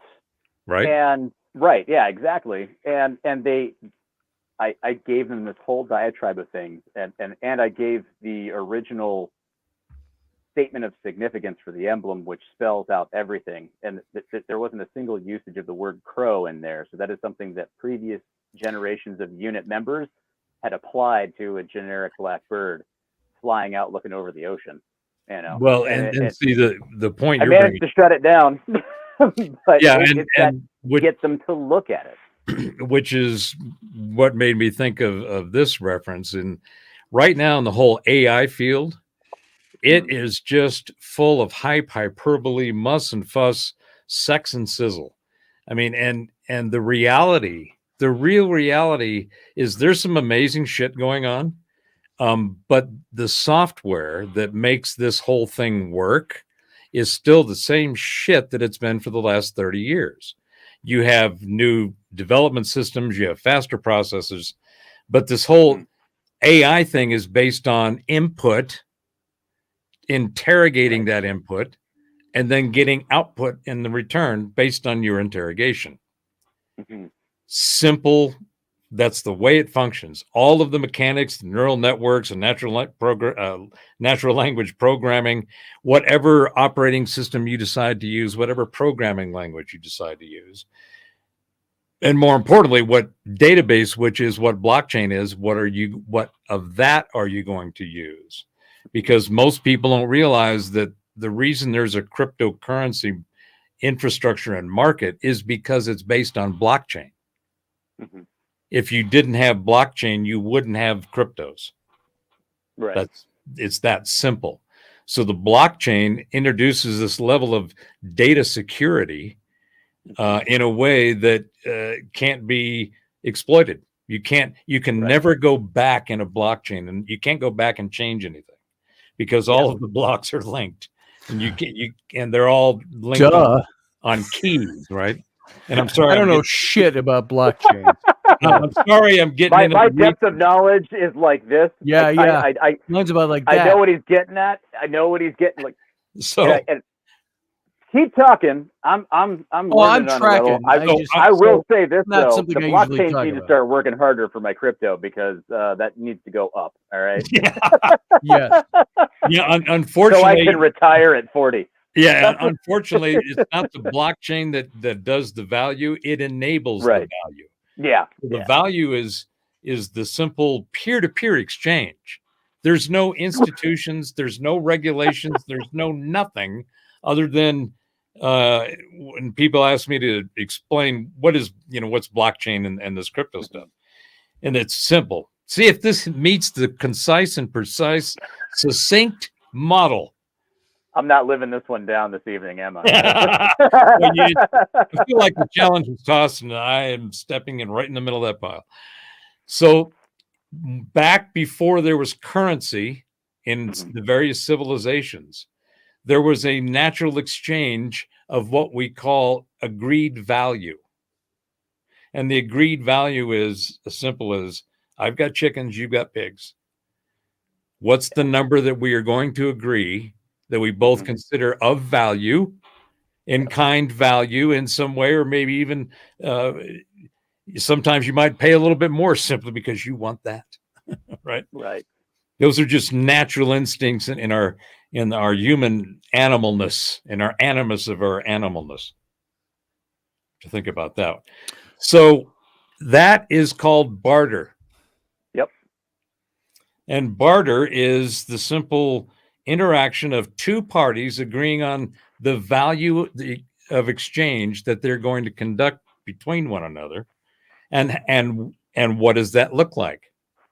Right. So in the crypto world, this blockchain thing records every barter,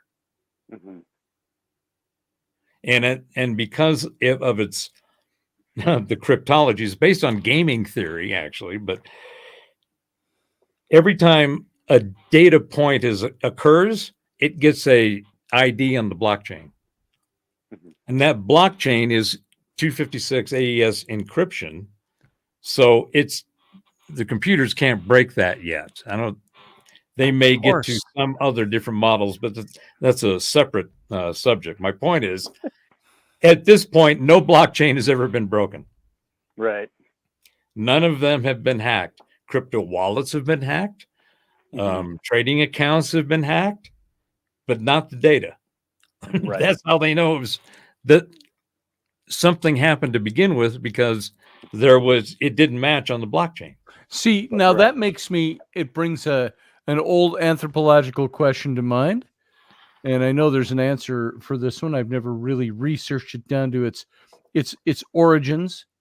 But who was the first guy who came to another guy who was selling a pig, and he said, I'll give you this little bag of gold nuggets that I found for your pig?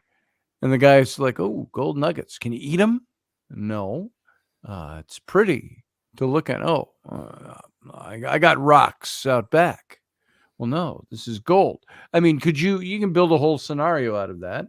So where did the value of gold come from? Is it because somebody said, I found this pretty shiny rock, and found out somebody liked it, and he was going to do something great for me if I would dig him up some of that stuff, and it started to gain a value? What is it that made it gain its value? What is it that, and I look at, this blockchaining. Well, anything like daisy chaining, but the blockchain is basically, and we already have a lot of this already.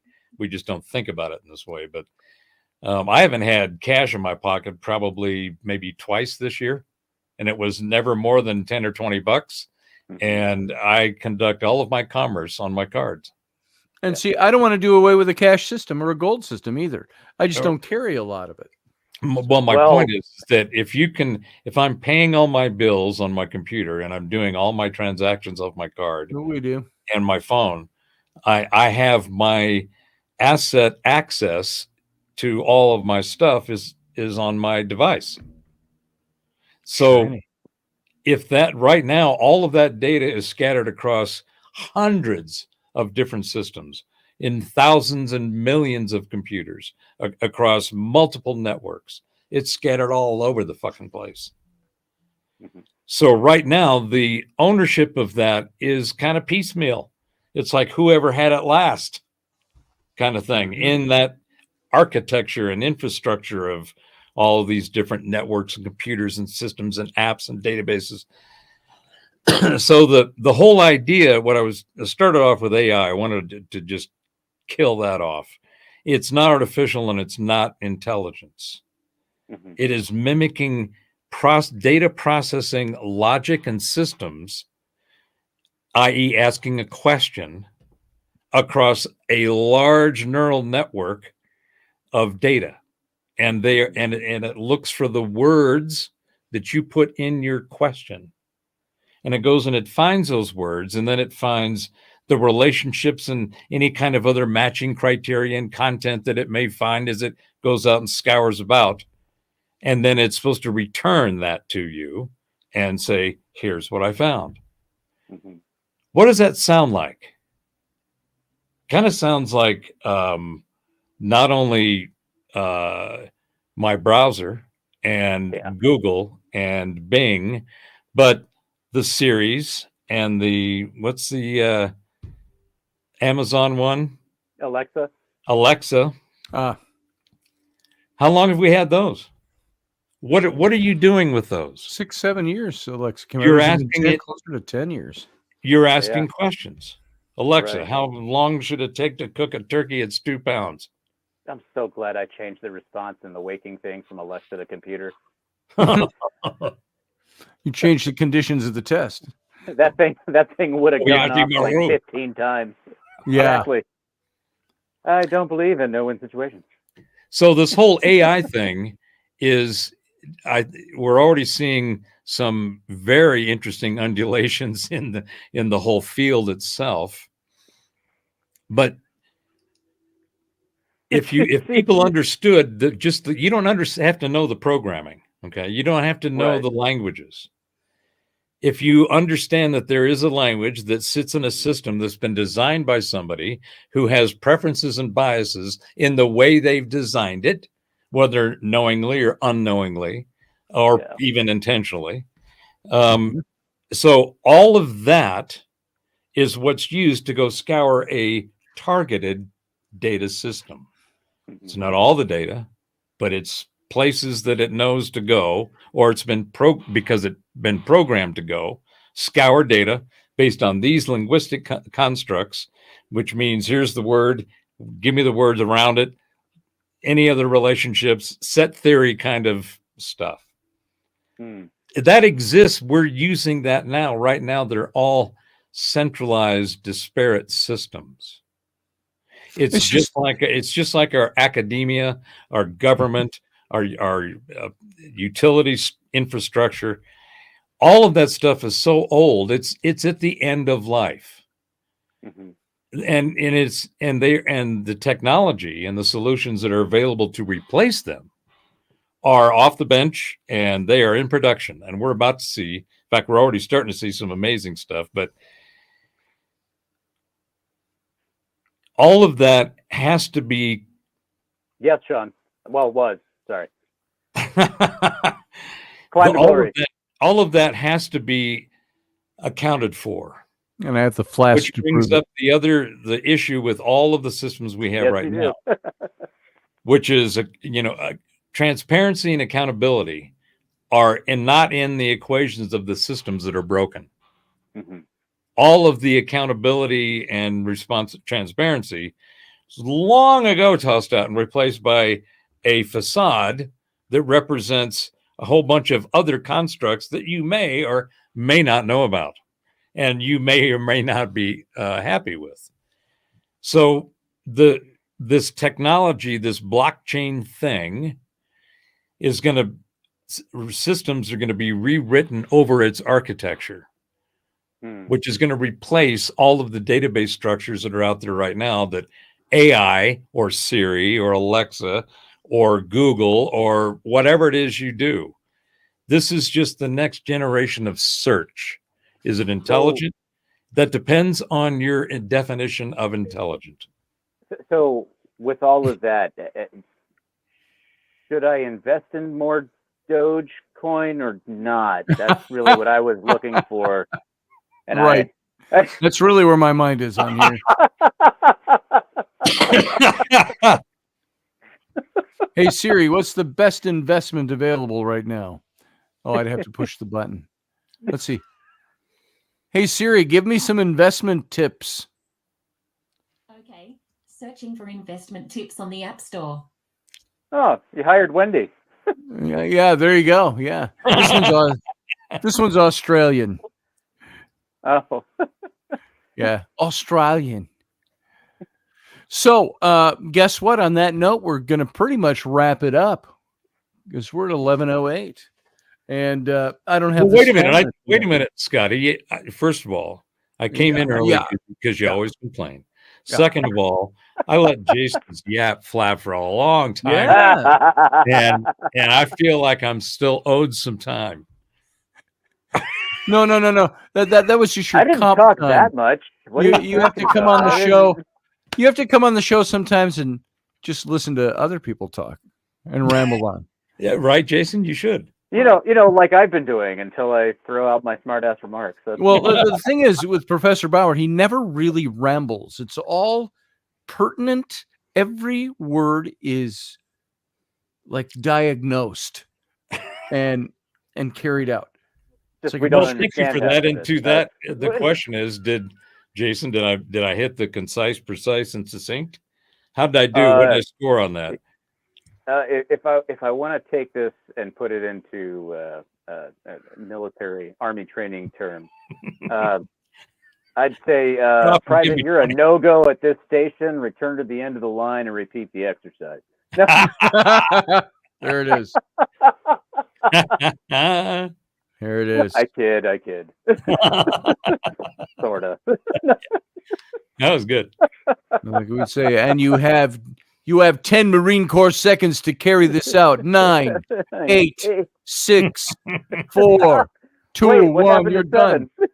You're out. What is this? Like the Spaceball 1 computer where it does the countdown to self-destruct, and then it's like, what happened to 7? What happened to 7? What? Have a nice day. Thank you. Wait, what was this? Succinct. Adjective, succinct. Especially of something written or spoken, briefly and clearly expressed. Use short, succinct sentences. Succinct. It's very tongue in cheek. We all here know that none of us are succinct. Yes, and when we are, we're verbose about it. Yeah, I mean, verbosity. Succinct. When verbosity runs through your veins, you gotta, that's right. Just what you get. It's like succinct is just the fly in the ointment you've got to get around. So watch me get around this little succinct thing. All right. So succinctly, we're at the end of the show. And we could go on for hours, but I couldn't. I'd fall asleep. Not because what you're saying is not interesting and thoroughly engrossing. You know how many times I've heard that, Scotty? But yeah. Oh, honey, this is so. That's like the time. That's at the end of the date, I'm assuming. Hopefully not during it. That was like the time I was working on the book, The Rise and Fall. No, the Secret History of the Reptilians, and I was reading through newly translated to English, updated translations of old Sumerian cuneiform texts. Tell me, I got all the women right now are just going, ooh, what? and did you say cuneiform? Did you say cuneiform? Okay. And so it was about 2:30 in the morning, and I got this part I was reading. I was like, oh my God, And I went into the bedroom, and Rainey was sleeping. And the little my side was on the desk lamp or the bed lamp, and I said, "Rainey." She's like, "What?" And I said, "Do you want to hear some cuneiform?" And much to her credit, you can tell this is earlier on in our relationship, because she sits up and she goes, "Yeah." And I go, That's the most convincing yeah ever. And so I read her this whole passage, and it didn't take long, 2 minutes maybe. This passage is from the Tale of Atrahasis. And that was the last time she did that? And I think it was one of the last times she did that. So, yeah. But, I will say, much to my wife's credit, she indulges me on a lot of that stuff, even now, after she's used to me, and I'm kind of like yesterday's old socks, some days. And it's like, "Hey, honey, you got to hear this." Okay. Do I have to sit still? She'll say. I go, "No, as long as you're listening." She'll just turn on the vacuum. So no, I'm kidding. No, she's pretty good about stuff. So anyway, and I'm dragging this up. We could, it's 11:15 here, 12:15 out east, where Professor Bauer is. It's 10:15, and more like much to my wife's chagrin, says Jim Jordan. Yeah, exactly. Much to my wife's chagrin, I said, "Honey, I've got some new cuneiform you must hear." "Oh, joy." Look what I can do. And so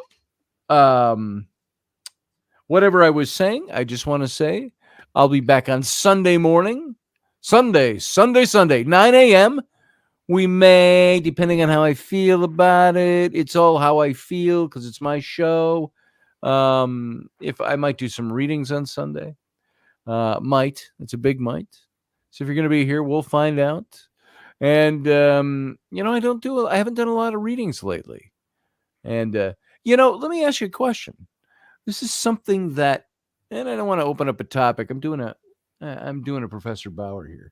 You already did. Let's just when I look into the Menferium Malforcium, and I consider how the Malforcium, messes with my cerebral cortexorium, then I have to. So that was pretty good. Why? Thank you. Let's talk about the turbo encabulator. But it was good. Thank you, Steph. By the way, thank you very much. Thank you. Gives great tarot. Is that a euphemism? Yeah. Light up a smoke afterwards. So, I can't remember where I was going. Just arrived at the joke. Yeah. There it is. I was saying something that was profound, and I can't think of where I was going with it. So I'm just going to end before it's about readings. You're about giving readings. Yeah, it's about giving. I know what it was. I don't do as much. I don't put it out there as much that I do that, and there's a reason for that. Because I have very good people that are very good friends who I don't care that they may not do or believe the same things I believe, but then you put it out there and they're kind of like, "Oh, you're doing that thing again, huh?" It's like, well, yeah, I do that thing. Maybe it's a little insecurity or something, or it's, I had a great discussion with a very good old friend of mine who is, you could call him a member of the Minnesota kind of intellectual elite. He was an author. He had that, to me, he had 20 years ago, he had that standing like a little less liberal Garrison Keillor. He had that kind of flair to him. And he did rather well in life. And he had some things that talk about caused big problems for him, and he just about lost everything he had. over accusations. I've talked about him before. I didn't want to get into his story so much, but accusations were made about 4 or 5 years ago, and he lost everything and then was found innocent in the long run, exonerated in the long run. But he lost almost everything in the process. But he is somebody who I describe his writing, his intellectualism, and so on, because he is what I would call an honest atheist. He's not an atheist that just says, well, I'm just choosing there to be. And no atheist really says that there is no God. Well, I say, well, you're choosing to not believe in a God. That's your belief system.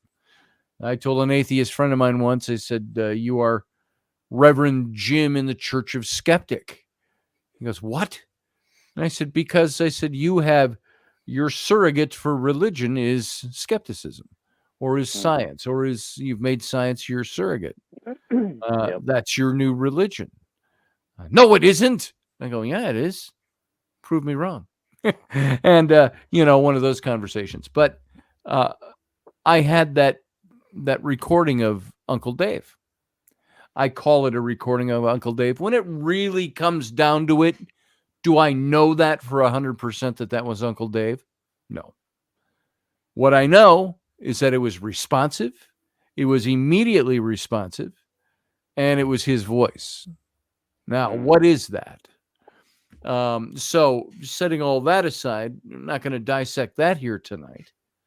So when it comes to discussions, and he had a pretty nice, fair discussion with me online about that.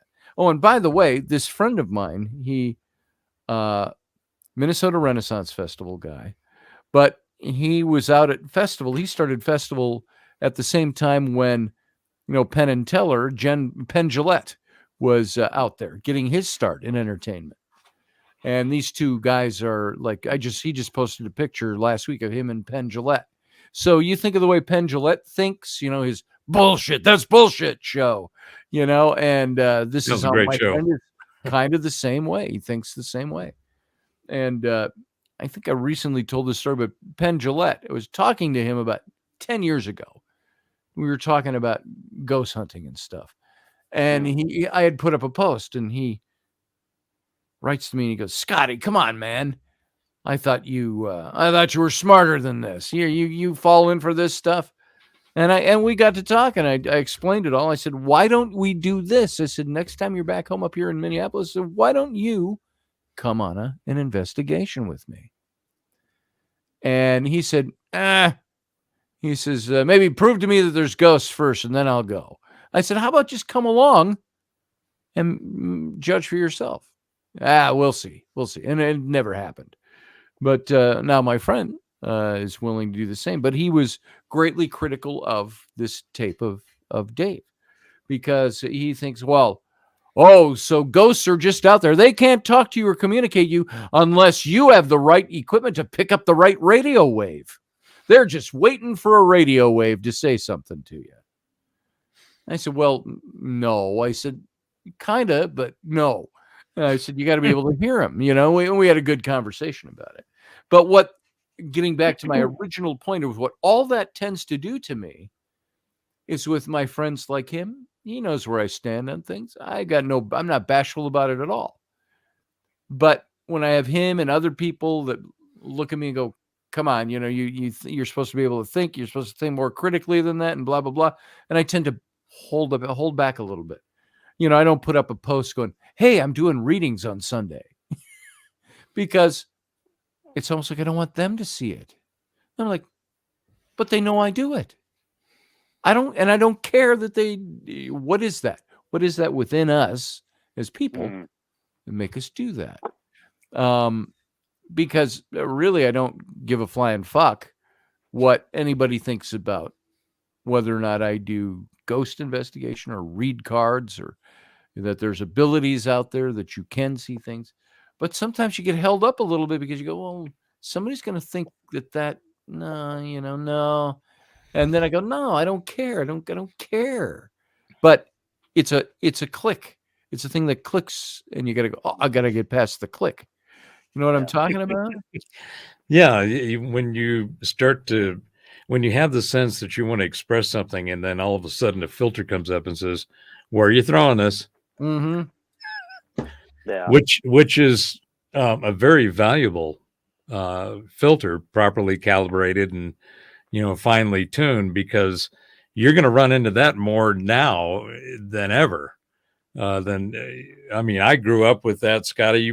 All three of us have grown up with some level of that, frame of mind, that experience. Yeah. So being able being able to have an understanding, which comes from the experience that you then have knowledge of. Mm-hmm. To understand something, it's really good to have those two things before that. Here you got the experience. Okay, what was that? Data collect, pattern recognition, all that shit. And now you have knowledge of it. Okay, what do you know about it? I need to go in there and figure out what the fuck's going on in there. And we are all having, I know I am, I'm having that multiple didn't see that coming episodes on a fairly regular basis. I haven't determined any meter or rhythm or cycle to it, but there seems to be more of them. And that's happening across the board. Going back to what we were talking about with the carefully crafted crap.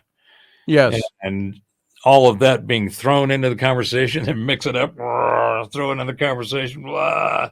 Somebody goes in, turns the burner all the way up. There is a percentage, you get 100% of the target field, right? And that's all your targets are in there, at least 90% of them. So you're throwing this stuff at that. There's a percentage of people who are just going to have that that seasoned common sense bullshit filter that hasn't been tweaked too bad, and you're doing regular maintenance on it, because you're going to find out shit that you thought was bullshit that turned out to be real shit, and vice versa. So being able to process that is just fundamentally how we function. And you only know of something if you've had a personal interaction with it. That's why, to me, the paranormal has some of the characteristics that it does. Right? I'm hearing every word you're saying, but I'm being distracted by Steph talking about not getting dressed. So here we go. She needs to come on and show us that that's actually the case, because until we see it, it's, That's right. That's right. It's not now true. We're just playing with fire, and somehow somebody's going to lose their ability to broadcast or whatever. And you can't do radio stop anymore. egging it on, Professor. Come on, man. That's right. That's right. Are you trying to kill this for everyone? Because is that what you want? Because that's how that happens. I have to say that was my 12-year-old me, not my 66-year-old me. So there was how that happens, right? All of a sudden, different personalities and experiences and ages pop up all of a sudden, which go into those, a lot of them in that whole category and series of I didn't see that coming. I mean, that is just, it's one of the consistent things. It's just there's more crazy shit than there is real shit, but the real shit's in there. And you have to make sure that you're thinking about your filter calibration. What am I letting in? What am I not letting in? How much? What's the flow? What happens when it comes in? How do I integrate that with this, and all this other stuff? So you've got this constant flow of information, and you got to figure out a way to manage it effectively.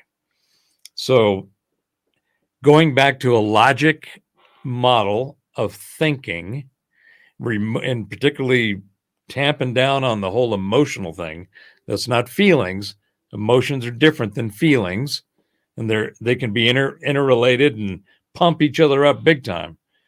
But you got to put the emotional side content in your filters to a certain place that's readily accessible if needed. But right now, the majority of the content that's out there that and the effect it's had on, I'd say 70, 80% of the people that are out there.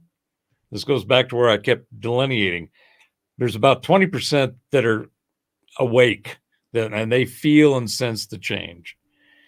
There's 60 to 70% that is out there just so entrenched in it that escape, going through an exfil, is going to be more and more difficult as more and more information comes out.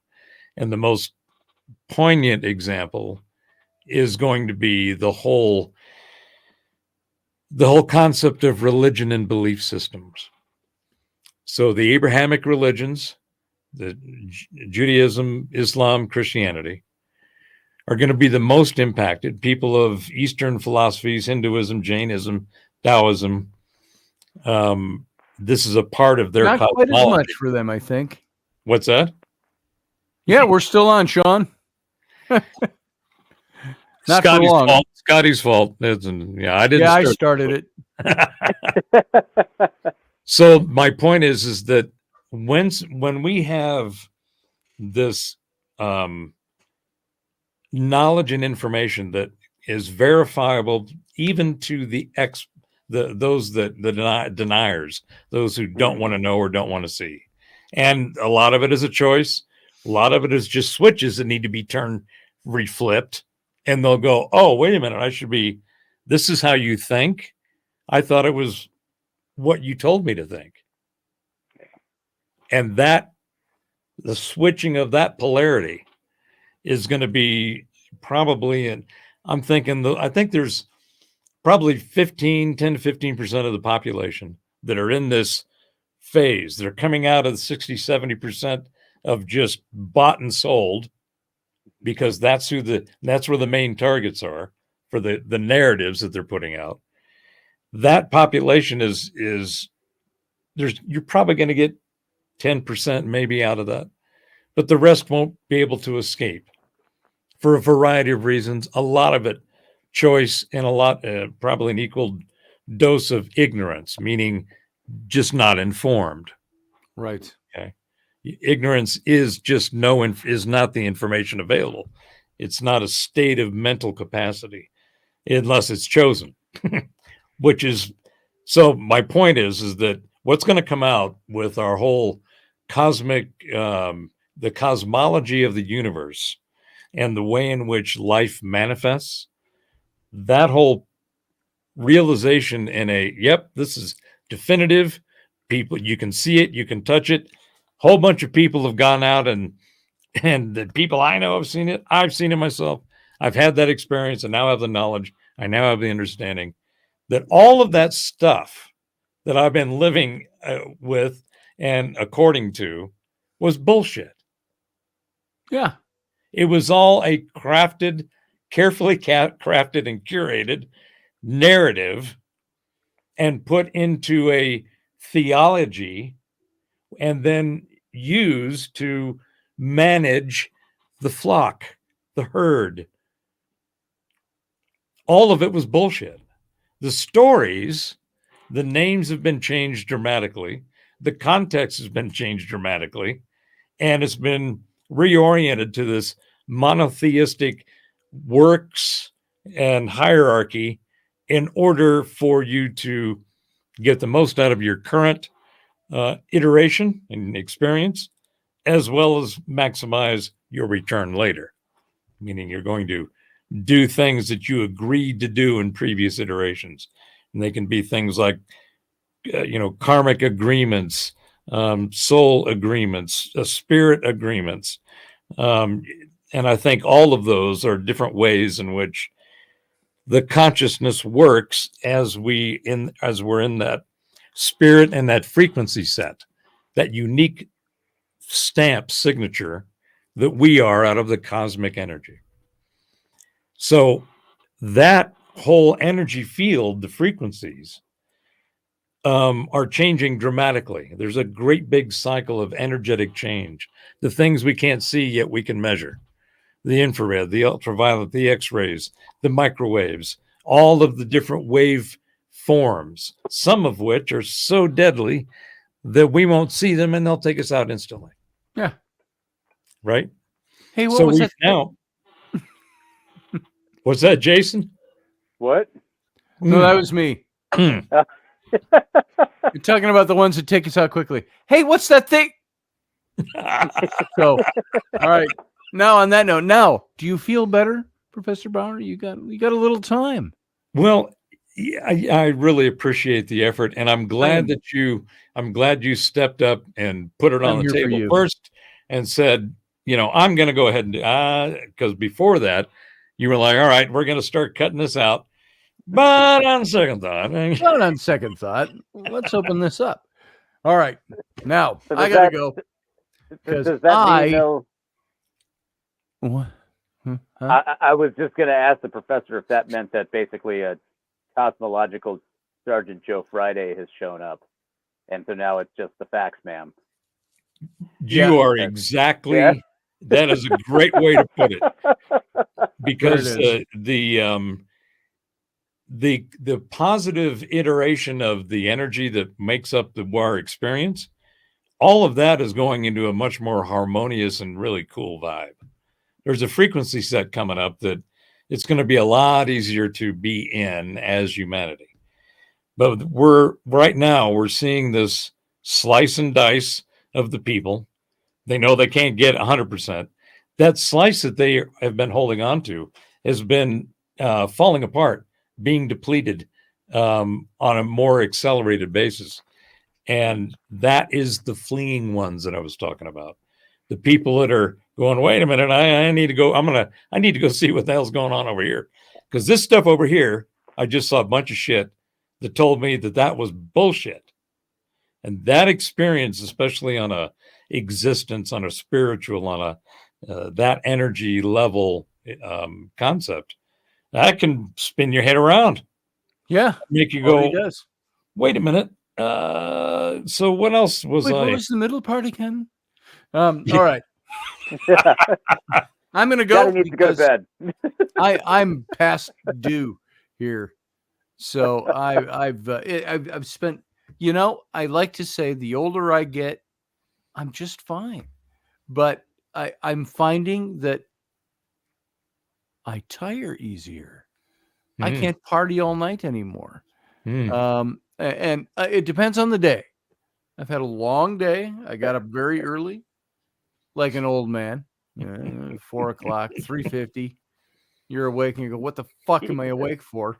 And then you're awake until, midnight. And you're like, okay, I've been awake long enough. So I'm going to go to bed, as they say. But then I'll get off of this and I'll go up and grab something to eat, because I haven't eaten all since like 9-10 hours ago. And I'm starving. It's gnawing at me. It's like an alien trying to eat its way out of my gut. And so it wants to be fed. And then you're just going to hop on the internet and start fights on Facebook, probably. Yeah, you won't be able to start a political fight somewhere. We'll see you on the other platform later on, Scotty. Yes. I'll be over there. I thought you went to bed. Second win. I had a sandwich. That's right. Yeah, that's right. My wife's been asleep for hours. So anyway.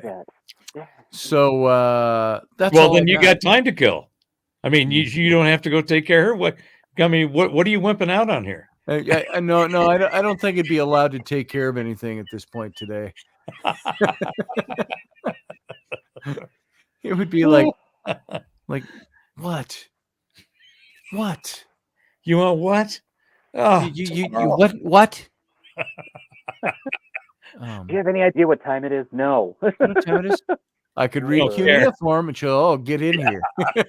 You always break out the cuneiform when you want to be a cunning linguist. That's right. It's a handy weapon. All right, you guys. All right, Scotty. You get out of here. Thanks. You guys have a great week. Professor, good to see you. Jason, good to see you, brother. Good seeing you, brother. All right, see you on Sunday. Everybody else, this is it. This is all we got. We're done. And got nothing more tonight. So I'm going to take us out with a little... do you want... we could do, just for the fun of it, because my wife's already sleeping, let's do the outgo for It's Sunday with Scotty and Rainey, because that's the next show coming up on Sunday, and then we'll do the out for the Captain's Cabin. So everyone, thanks for being here. Shalom, and live long and prosper.